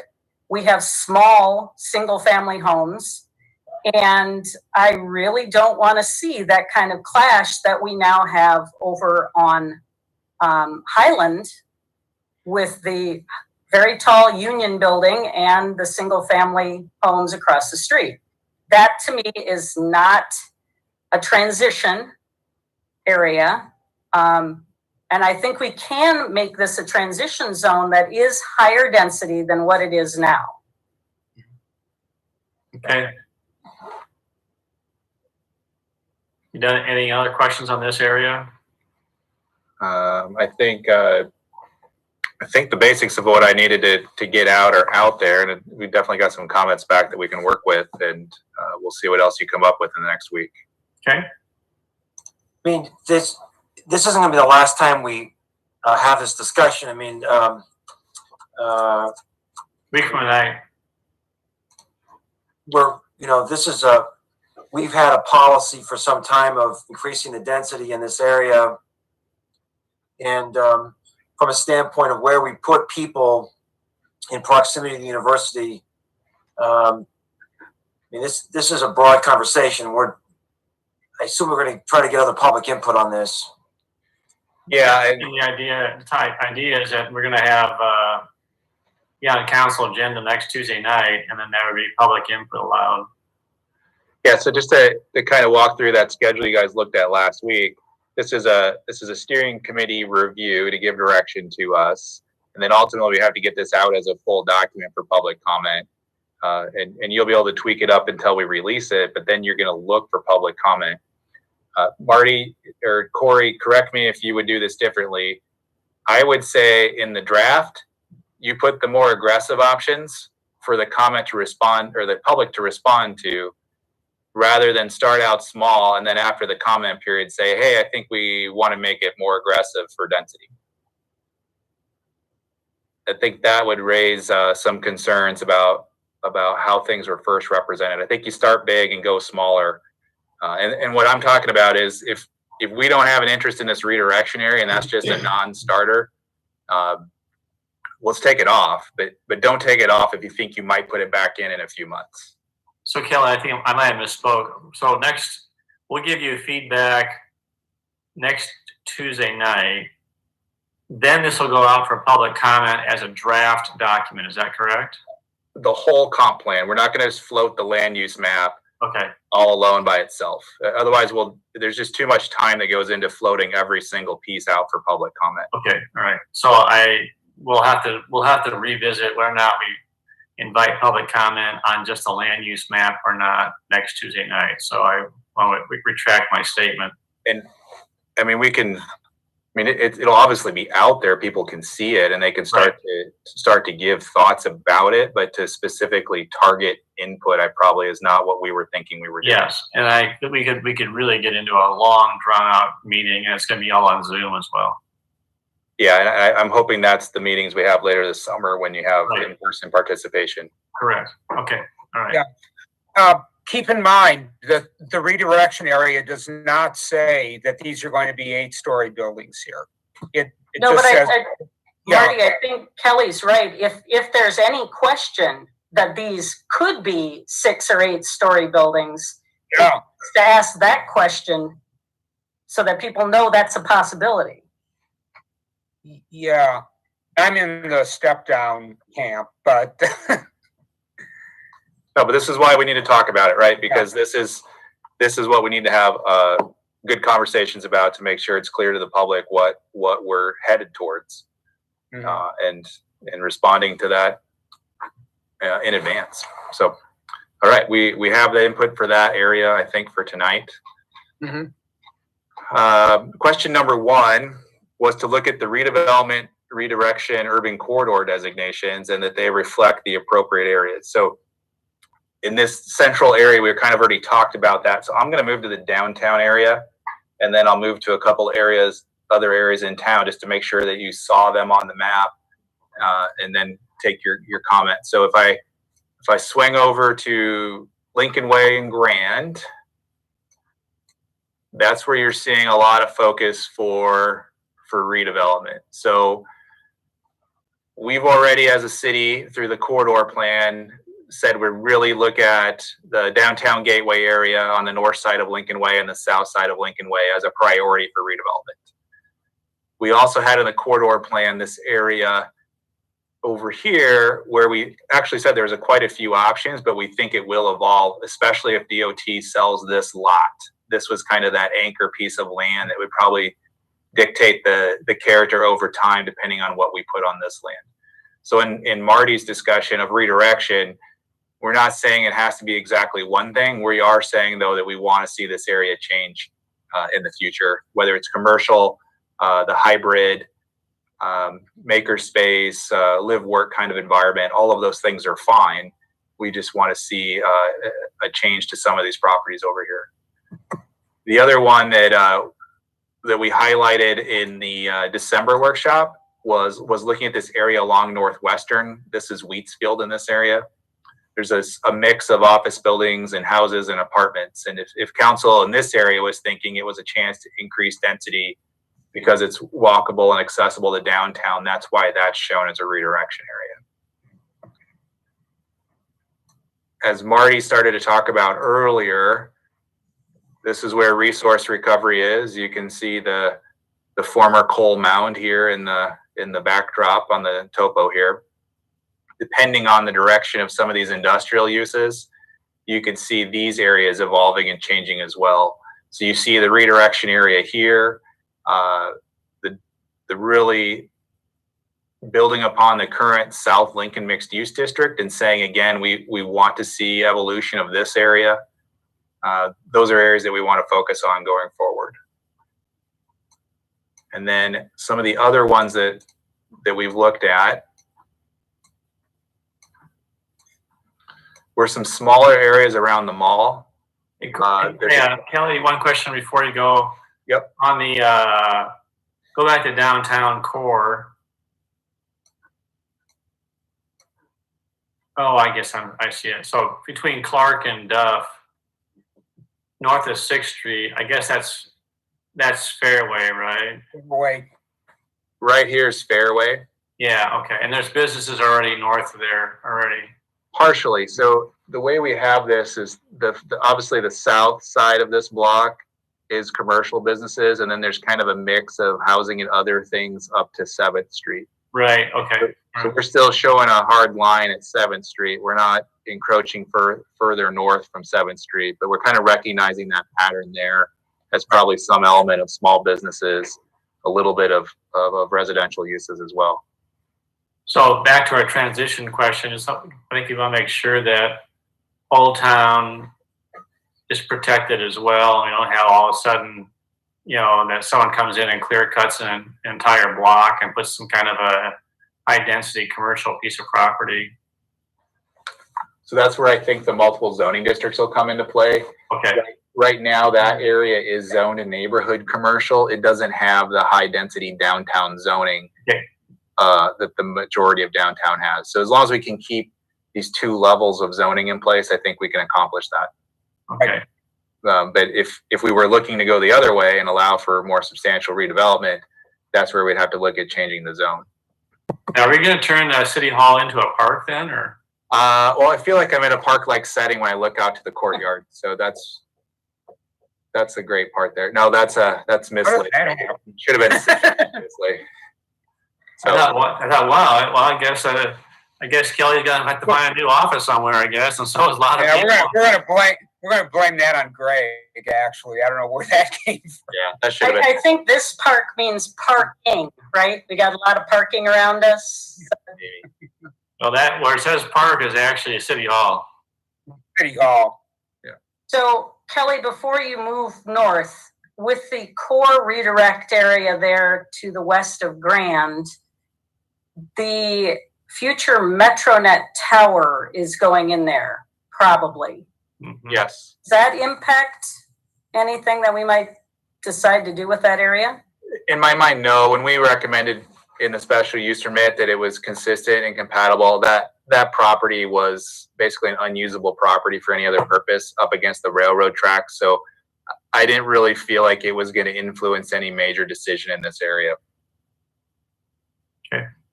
All right. So you want to go up now? Where now next? One more question. So I want to think just a little bit. We're trying to think long term. Is it terrible to suggest that we might consider the expansion of the downtown core area at some point? Is that sacrilegious to suggest that it might move further north into Old Town? So by doing that, I don't want to game the system and suggest that it's 10-story commercial buildings there, but at some point, as we think about the growth of the community, our downtown area is really landlocked, and there's really not a lot of options for us. And so the one that would make, I think, probably the most logistical sense is to go north. I'm open to suggestions, but I want to be cautious about drawing hard lines. Maybe that's something we should at least be open to. Well, Tim, I guess I was taking it as being everything south of Lincoln Way, where it shows, Redire. I was taking that as being the opportunity zone for expanding our downtown area or commercial area. Is that correct, Marty or Kelly? Or That is correct. That what we're trying to express here is that 7th Street is in fact a hard edge. That the character changes, and it would be better if there's expansion of high density or a downtown type district that's to the south and not to the north. That makes sense because you got more transportation. You got South 3rd is heavily traveled, and you got so is Clark and Kellogg as well too. So it makes sense from a standpoint of access too. Is that correct? Yeah, I would agree with that. I think this area is a bit challenged. It's not a new idea for Ames to want to grow its downtown to the south. I've seen it in plans back in the 90s. We just haven't been able to move that direction. I think downtown Gateway will, but that South Lincoln mixed use area has a plan. We're going to have to revisit that if our goal is to look at a more intense urban environment. It tried to walk the line of balancing urban with existing, and I don't think it's successful. You really haven't seen change, and even some of the change you have seen doesn't match probably expectations. So that redirection area is definitely going to have some follow-up detail about what we really want to see there. Well, is there some kind of a restrictive overlay in that area as well too that kind of preempts some of the development that wanted to happen down there? Well, I would say, yeah, it went in trying to, again, address scale. So larger apartment buildings wanted to go there. The city said they don't seem to be compatible with what's here. So the overlay allows apartments, but not large apartments. Yeah. And I think it's a great example of where the city tried to do the balancing act, and it didn't hit the market, and you didn't see the evolution that we all wanted to see in that area. So I think we have to go back to that and revisit, is it about protecting what's there, or is it about promoting some kind of an urban neighborhood? Well, in conversations with some developers in town about that area over the last couple of years, they have brought up on more than one occasion that overlay really preempts them from really being able to seriously, do work down that area. Now, that's their input. It'd be good to get more input from people and find out if that is indeed the case. And then if it is, council can look at potentially removing that or changing it. Well, I would say the standard's definitely limited efficiency. I mean, if you have straight RH zoning where you have no real expectations, it's a lot different in South Lincoln mixed use. And that's, I'm not encouraging you to just RH with no rules because it's easy. I think I'm just saying what we did do probably was not as effective as we hoped. And there's probably definitely some changes that could be done to loosen it up. So do we think that the kinds of shops and environment that you have in the Main Street downtown area could be replicated south of Lincoln Way? I think in my mind, and Marty might have a different comment, I think it's allowing for some additional office uses, some of the things that we've seen on Lincoln Way or in downtown.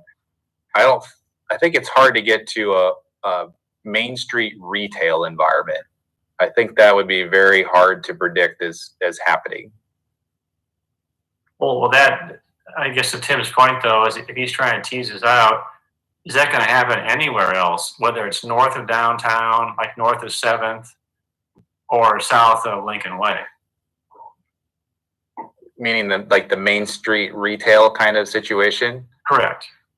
I think in downtown Gateway, we're trying to do a little bit of that with how we want to see the corridor redevelop. It'll be different sizes of buildings than Main Street, but that same kind of expectation of a walkable commercial storefront. I think south of Lincoln Way, when you get down to 2nd and 3rd Street, it doesn't have central parking, right? It doesn't have a history of being that way. It's really hard to create that. Yeah, I would say that it would be really unlikely for a traditional multi-block Main Street to develop there. What we're probably more likely to see, or might more likely to see, as Kelly is saying, is a combination of office, maybe different sorts of residential with a secondary amount of commercial, maybe corner oriented, or it's the old problem of the vertical mixed use buildings to try to make the entire street footprint commercial, and it's too much commercial because there isn't enough of the market to fill it up. So it's going to be a lot more kind of fine grained, again, maybe corner oriented, a little bit of a combination of things as opposed to a solid commercial Main Street like Main Street is. Yeah, I feel like this is a big topic that it would be good to invite some other voices into.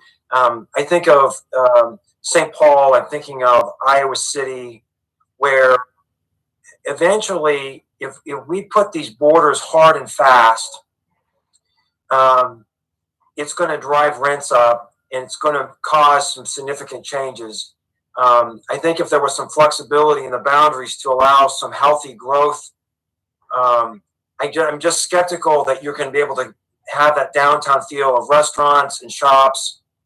As our population grows, your ability to have locally owned businesses is sort of similar to what's happened in Campus Town. That will inevitably happen in the Main Street area. And if that's what we want to see happen, then we should keep these boundaries hard and fast. But if we have a little bit of opportunity, I think, to allow for a little bit of creep. I just think it's good to think outside the box a little bit on this, because I'm not optimistic that kind of feel could be achieved south of Lincoln Way. I don't think people are going to have something at Chocolate Stom, cross Lincoln Way, and go to a shop. I don't know. where you think that, Tim, so I'm trying to tease out from you is, so do you, in your opinion, people would go up to 7th Street and go 7th and Clark, or almost go all the way over to Grand on 7th if you expanded the core area into the Old Town neighborhood? Is that correct? Well, it's tricky. I mean, it's hard to. So what we're doing is we're not thinking about today's terms. We're thinking about long term in the future, and assuming that there's growth. There are communities that have expanded their downtown areas. We went to Manhattan, Kansas. That's a good example of their footprint of their downtown grew. Now, I'm not suggesting we use the methodology they use by any means, but their downtown area grew, and it's a phenomenal area, and it's very exciting. Do we, as a council, want to have as a policy that we're going to draw a moat, in essence, around our downtown area and say further? I don't know we need to decide that tonight, but I want to throw that out. That this is a pretty serious point of conversation. I think inviting community input on this would be valuable from Old Town and the whole community.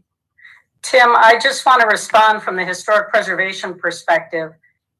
Old Town is one of those areas that has seen a renaissance since it's been designated a local and national historic district. There are properties there that have increased in value.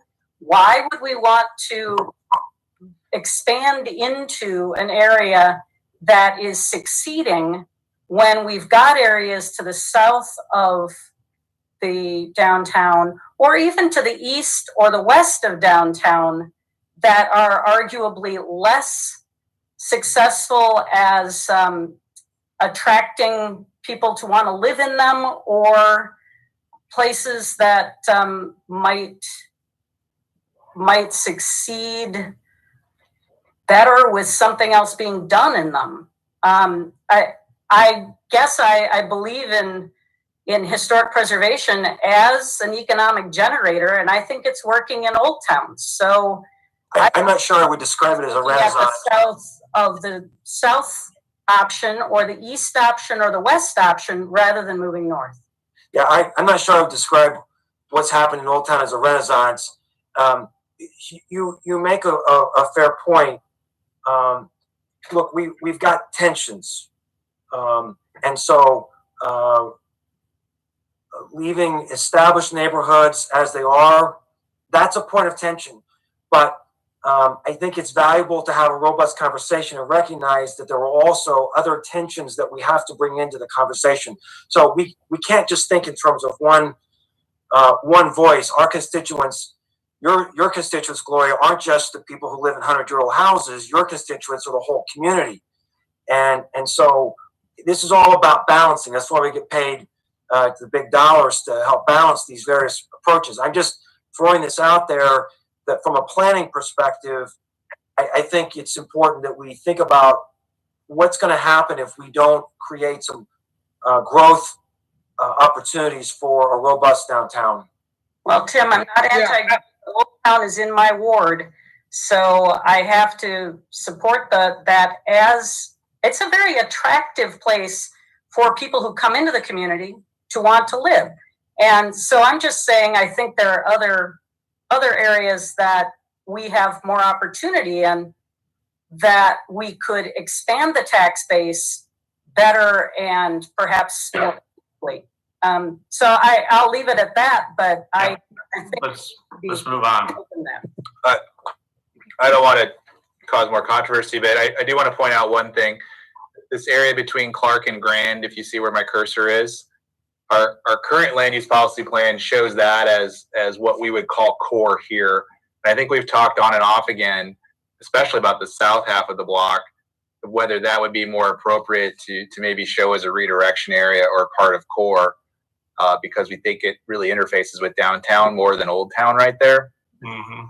I think that's an area where you could show, be consistent with the current plan, and also show some relationship to downtown while respecting the more single family area that's up in here.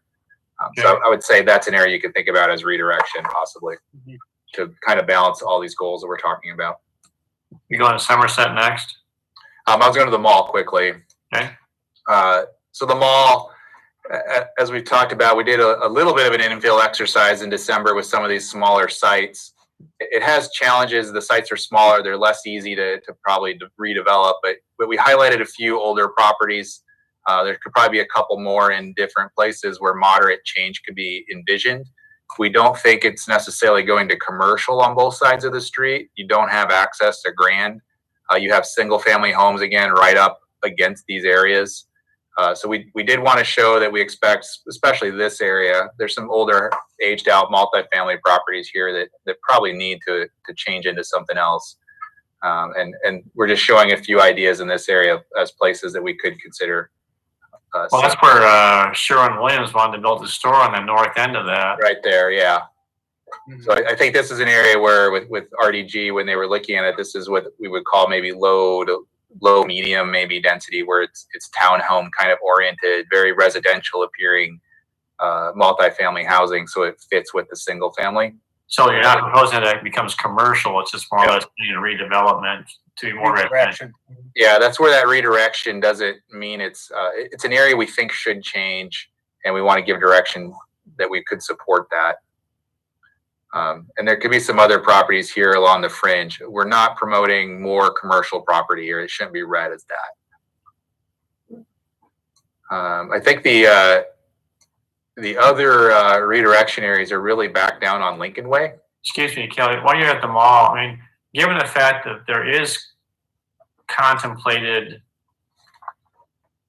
growth up to 190th Street and having a lot more housing, it seems based on this map that it's being proposed as being more appropriate, and that commercial entities, retails would prefer not to be in a mall location, but to be isolated as shown. Yeah, right where you're showing it. You know, you got that village on the left-hand side by George Washington Carver. You got the village and neighborhood commercial, and you got the NCMU up by the village. That is what current planning and what retailers are looking for. So I'm trying to think, one is what the city would like and what the people that live there would like, but then also the question is, where do businesses want to be located in terms of paying money for property to build new entities? So I think it's the question of the scale of the retailer. What we're showing in these NC areas would not be a Kohl's. It would not be those kind of larger or medium-sized box stores. This would really be the smaller office, smaller retail, smaller restaurant kind of setups, where that convenience or neighborhood commercial is really the scale. When we were doing the scenarios work, the larger commercial idea was really the anchor for the area north of 190th Street. There was also substantially more population that was up in this area that helped justify that.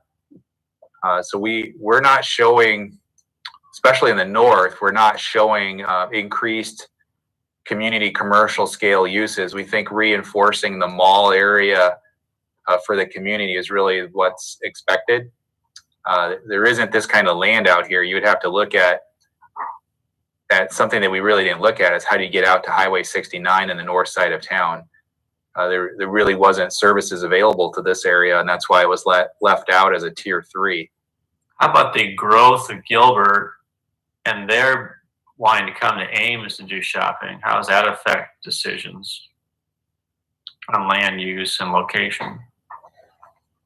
Well, I mean, I think they're in our market area, but I don't know that they in any way are, I mean, they're not going to match the amount of housing we're going to produce here. No, but they are growing. So I'm just saying that they do come to Ames to shop. And so it's both, are we expecting them to go to the mall then to shop? Well, I think the mall is unique, right? It's a mix of community and regional commercial uses. I don't believe we're going to get new regional commercial uses. They're just going to go to where they already are, okay. South Duff and the mall, unless Elwell pulls off some kind of substantial project. Okay.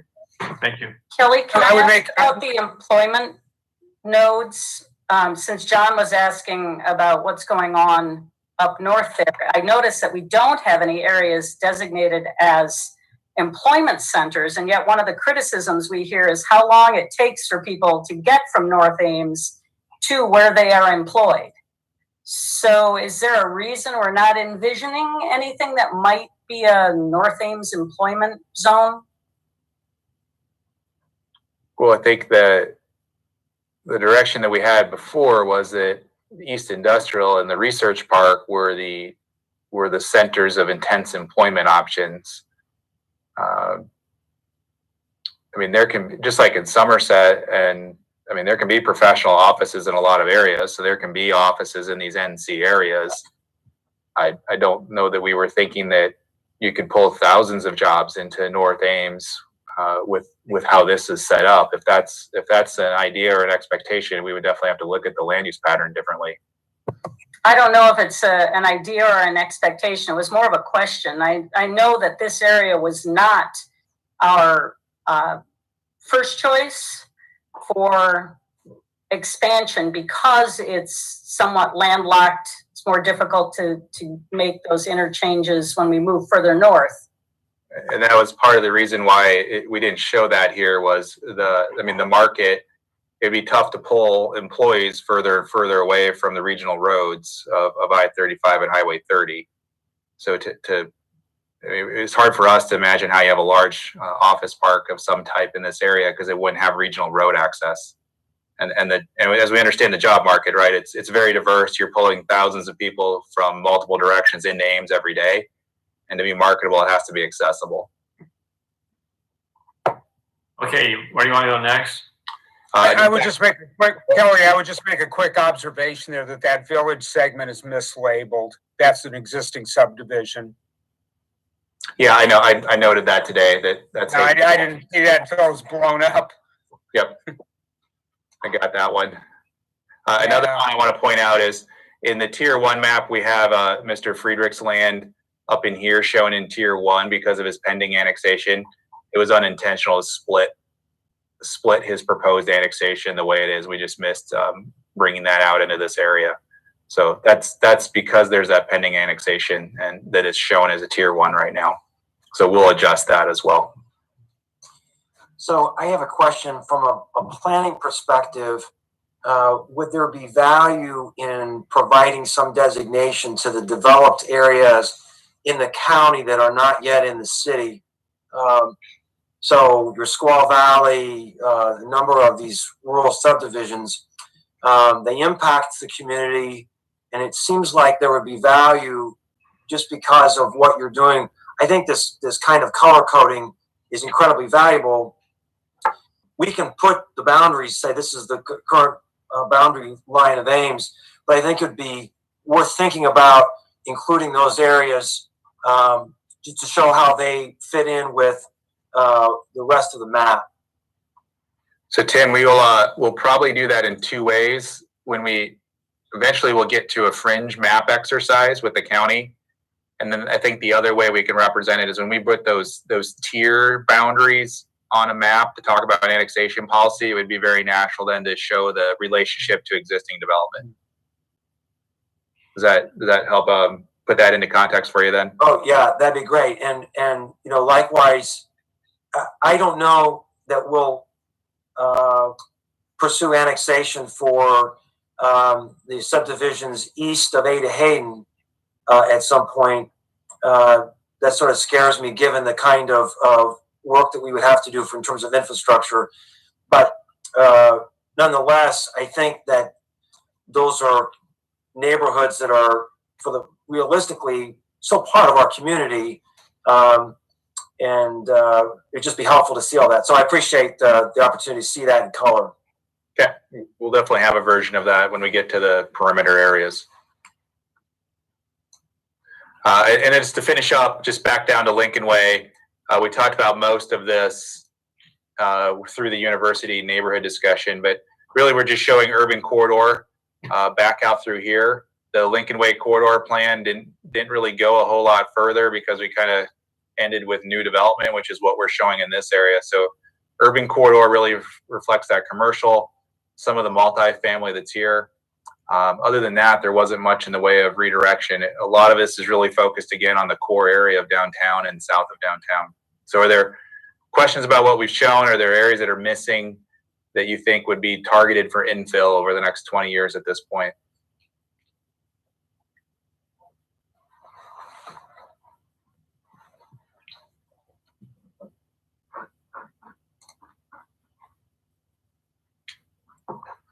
The only question I would have is on East Lincoln Way, and I guess it's flood zone between Duff and the employment. It's currently shaded, yeah, those areas right there. It'd be nice if that could become some kind of highway-oriented commercial to kind of expand that, but I don't know if that's practical or not, Kelly. The majority of right through here is definitely floodplain. There's a corner that's not, and it actually leads into one of my other questions that we have on the list, number 4, about Cherry Street. So I can come back to that in a second if there's any other questions about redevelopment areas.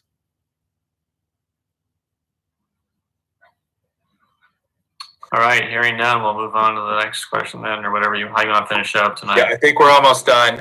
We've talked a lot about most of this stuff already. So we talked about commercial area planning. As Marty said about resource recovery, this redirection area, a lot of that's contingent upon some other decisions that might happen over time about that area. We talked about general commercial as a hybrid option. Is there any other commercial questions right now? I don't think I need to go through all of those with you the way it was described in the staff report, unless there's something outstanding. Have we given any thought from a city perspective of the public land? And this is aside from the resource recovery, but there's substantial public land city owns.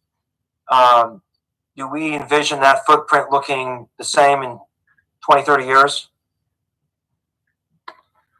You're talking about the need for city facilities in different parts of the city?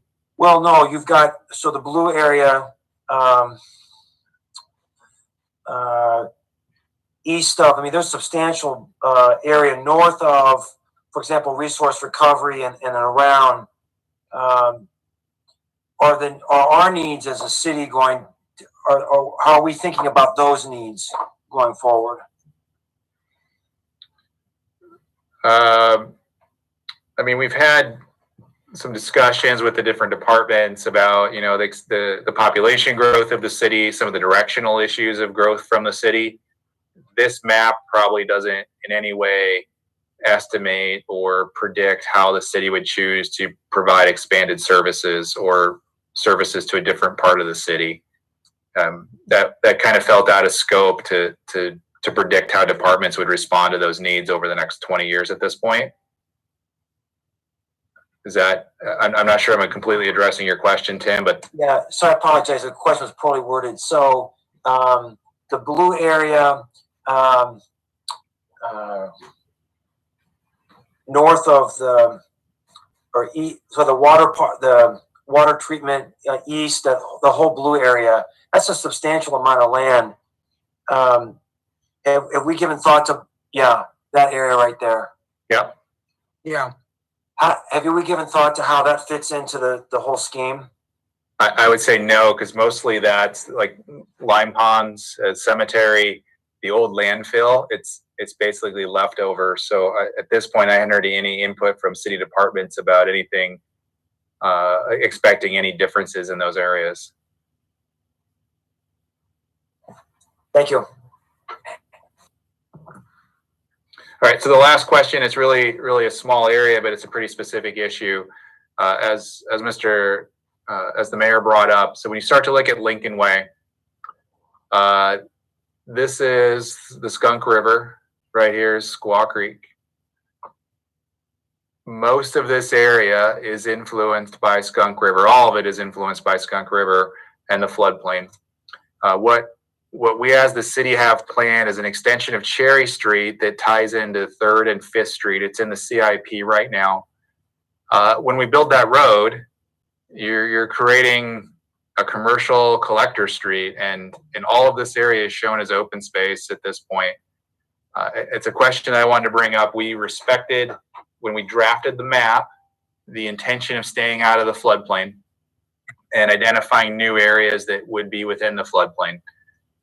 This is one that does have a great question that needs to be resolved, is if we're going to build a street, is it really a street through open space, or is there an idea that this could be commercial? It would have to be filled. It would have to match floodplain regulations that we see in other parts of the city.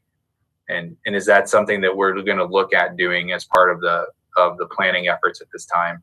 Or is it something that would be deferred to another day? Well, on the surface, it would seem if you're going to invest taxpayer funds into building infrastructure, to try and leverage that into tax-paying property and provide additional avenues for what has been identified as a scarcity of highway-oriented commercial, if that would fit in and we can make that work, wouldn't it make sense to try and include that in the planning efforts? I mean, it comes back to those age-old questions for Ames: is do we continue in the floodplain or not? And in this case, in my opinion, you would not build Cherry Street to create developable land. It's, again, is it in response that if we actually do build this street, would we look at then making it commercial? Mm-hmm. Well, it's going to go through. I mean, it's in the CIP, right? It's Cherry. Yeah, it's currently in the CIP. Yes. It seems to me that this is maybe one of those situations where we want to err on the side of being aggressive and hear from the public about how it strikes them, because just it doesn't seem that different than a lot of the other development we've been doing. Good point, David. Okay. I want to hear from Tracy and just how the model. I've been so impressed with the modeling that we're doing, and so she may have some words of counsel either in favor or against that we would want to take into account.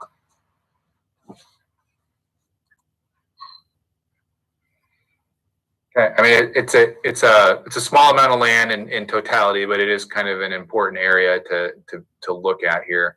Otherwise, as we said in the report, we're not showing additional expansion into floodplain areas. The other exception would be this area here is already zoned for development. It just is sitting vacant right now. So to show that as developer would reflect its current zoning also. Mm-hmm. So I've touched on everything that I needed to touch on tonight. We're at 2 hours. I guess I'm going to turn it back over to you, Mayor, and say, what else do we need to do tonight, or are we looking forward to next Tuesday? Well, the notes I got in particular that you're looking for is in the university neighborhoods, you need to get some kind of direction on these overlays. And is it okay to increase density and type along Lincoln Way? And then also the redirection piece that was that Gloria was talking about south of Hunt and north of Knapp. That's one issue you need some feedback on. Also, I heard this is for next Tuesday night. Also, to Tim's point about, and your point about north of 6th Street, north of City Hall in that area, is that to be considered?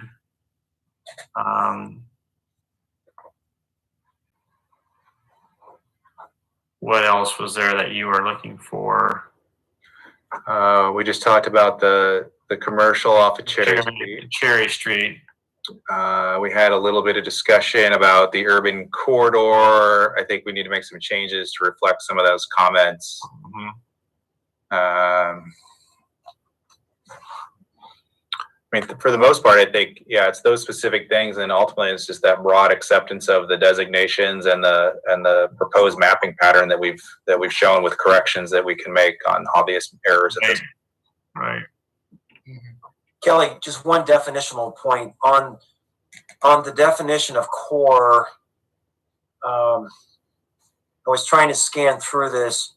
So are there any differences in the policy characteristics and policies under core that we should be taking into account? So we've talked about our hope that there will be additional influxes of people moving into the Main Street downtown area.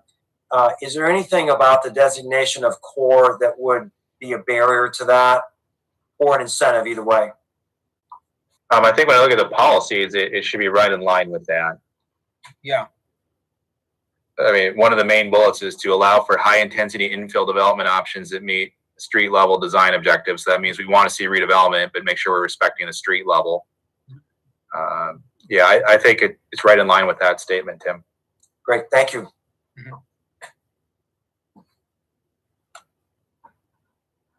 Okay, council, any other questions for staff or comments for staff tonight on this? I do have a question, and I'm sorry if I missed this earlier. My equipment blinked out briefly at the beginning of the meeting when you're setting the stage, Kelly. But what should we be expecting for next week? Are you going to refresh these materials for us on Friday, or are we just going to move forward with the materials we have? And should we be expecting a decision of the form? Will council approve this with modifications? Is it that kind of level of decision?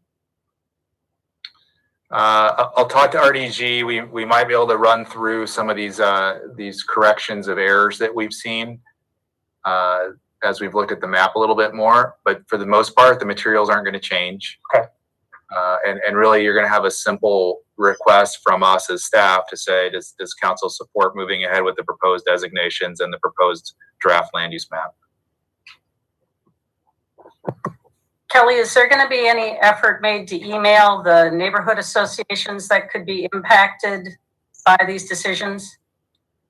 We certainly can. I can't remember if they're already embedded in the interested parties list that we send this stuff out to. If not, we can send it out to them as well.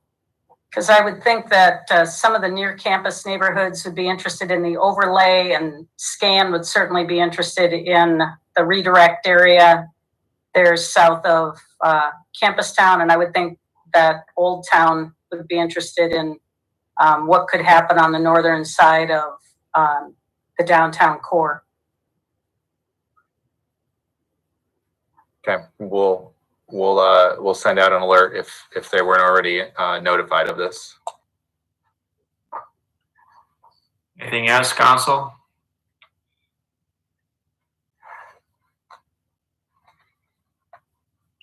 Hearing none, you will consider item number 1 to be complete for this evening. Thank you, Kelly and Marty, and Thank you. Corey. Next time, don't talk so much, okay? If you would, you're dominating the conversation so much there. All right, everybody. It's always stimulating.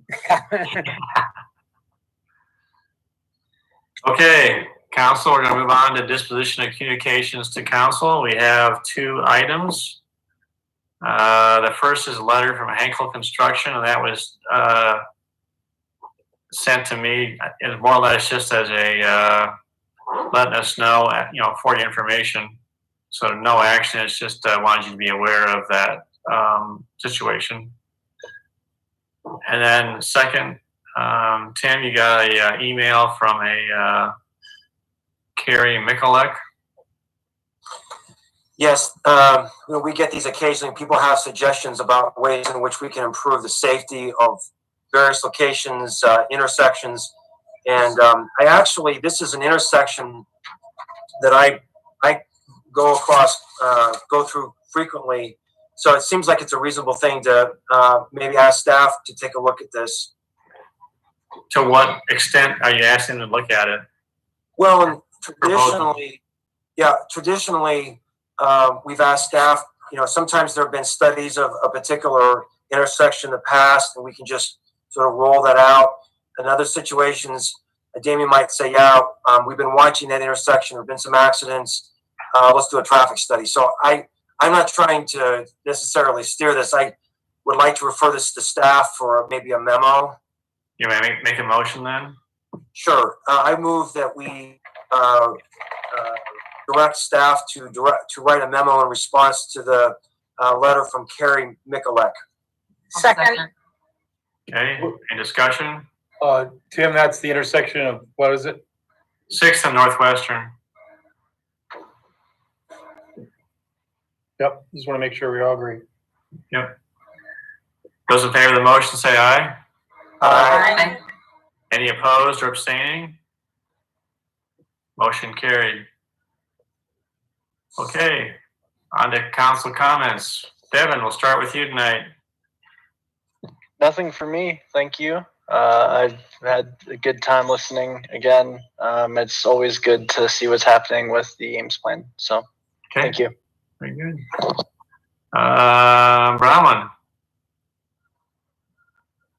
Nothing for me, thanks. All right, David. Nothing tonight, thank you. Amber. No, nothing. Rachel. Nothing tonight, thanks. All right, Tim. Just thanks to RDG. Very interesting installment of the conversation. Thanks. Nothing else. And Gloria. I can't help thinking about how COVID-19 may reshape what we're trying to do with our comprehensive plan, but it's not worth trying to anticipate what the outcome is going to be, since none of us have any idea how this is going to end.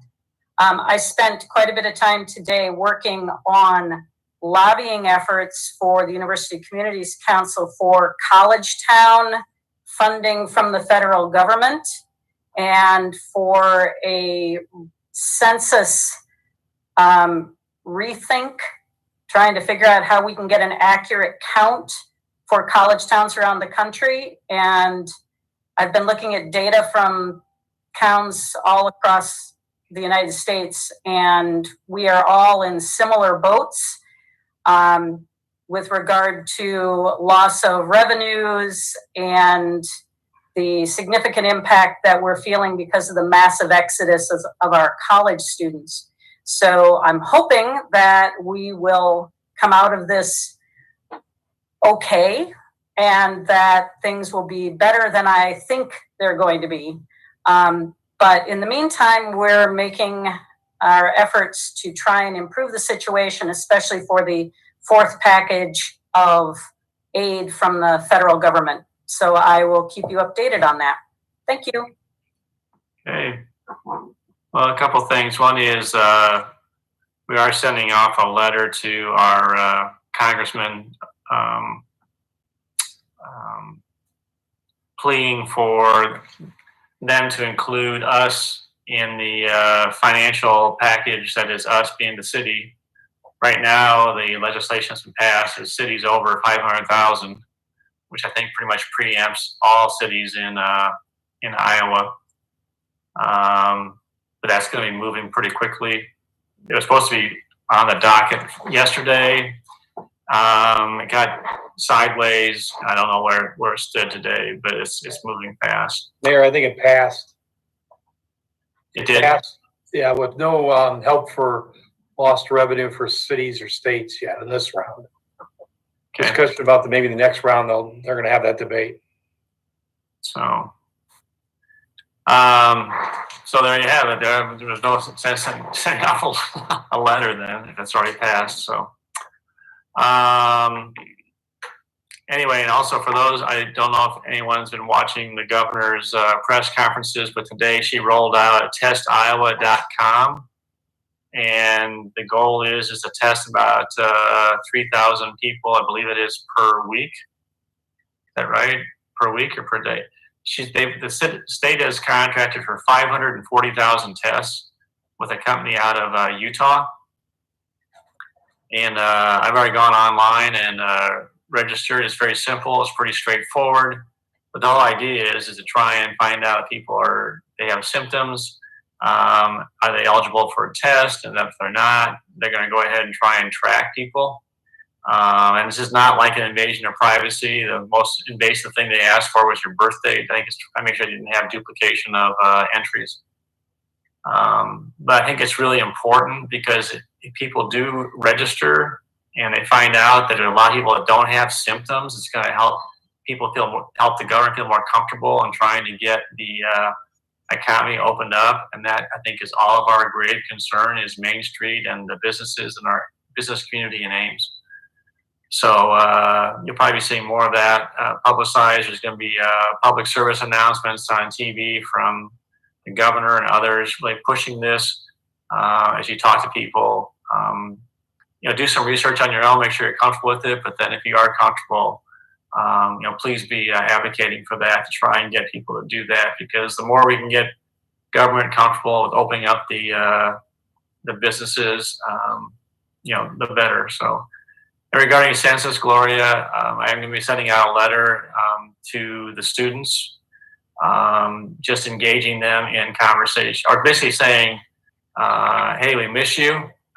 You are a key element to our community, and we regret that your year didn't end the way you anticipated. We understand that, but how critical it is that they claim Ames. So it's meant to be we care about you, but also, it's just really important because it will affect our community and indirectly Iowa State University for the next decade. John, we're hearing that parents are actually telling their kids that they need to claim their home communities because they are at home now. Who's saying that? We're hearing that from universities around the country, that parents have been advising their kids to claim their hometowns because they are at home. So we're fighting an uphill battle with this. Thank you very much for writing a letter. It's gonna, I would agree with you. I think that if we really go down in census count, we know that's not an accurate count of what we really do have. We'll have to have a conversation on a different day on whether or not we go ahead and look at partnering with other entities in the county, maybe the county, maybe school district, maybe Iowa State, to pay for a special census. According to Steve, that is an option, but it's also very expensive. So we'll have to cross that bridge. But we're not alone, like you said, like you were saying. It's all university communities, or the communities around the nation are going to be struggling with the same situation. We are asking in our lobbying efforts for the Congress to provide funding that could be used by communities in the future if they have to pay for a recount because there is an undercount in their university community. Yeah. Whether that will actually work as a lobbying effort is something we have to stay tuned for. Yeah. And I continue to be really encouraged by the partnership, again, by all of through the Story County Emergency Management. Dan Culhane continues to be a huge advocate for businesses, not only in Ames, but also in Story County. All the mayors that get on the phone will have another call this coming Thursday night. We're anticipating, I think data is showing that we could be still a week or two away from the surge that's anticipated. I continue to be incredibly encouraged by we're only having 19 confirmed cases here in Story County. Now, people could argue, well, maybe there's more, but they just haven't been tested. I get that, but obviously concerns for our state though with the meat packing, and I kind of shuddered when Governor Reynolds said that, and she got pretty emotional yesterday when someone was saying, "Why don't you shut down the meat packing plants?" She said, "Well, we're not that far away from having to euthanize a lot of pigs. I think that these packing plants process, I think I heard today, 20,000 hogs a day. You shut those down, where are those hogs going to go? And it's going to have a ripple effect throughout our entire our economy, our state.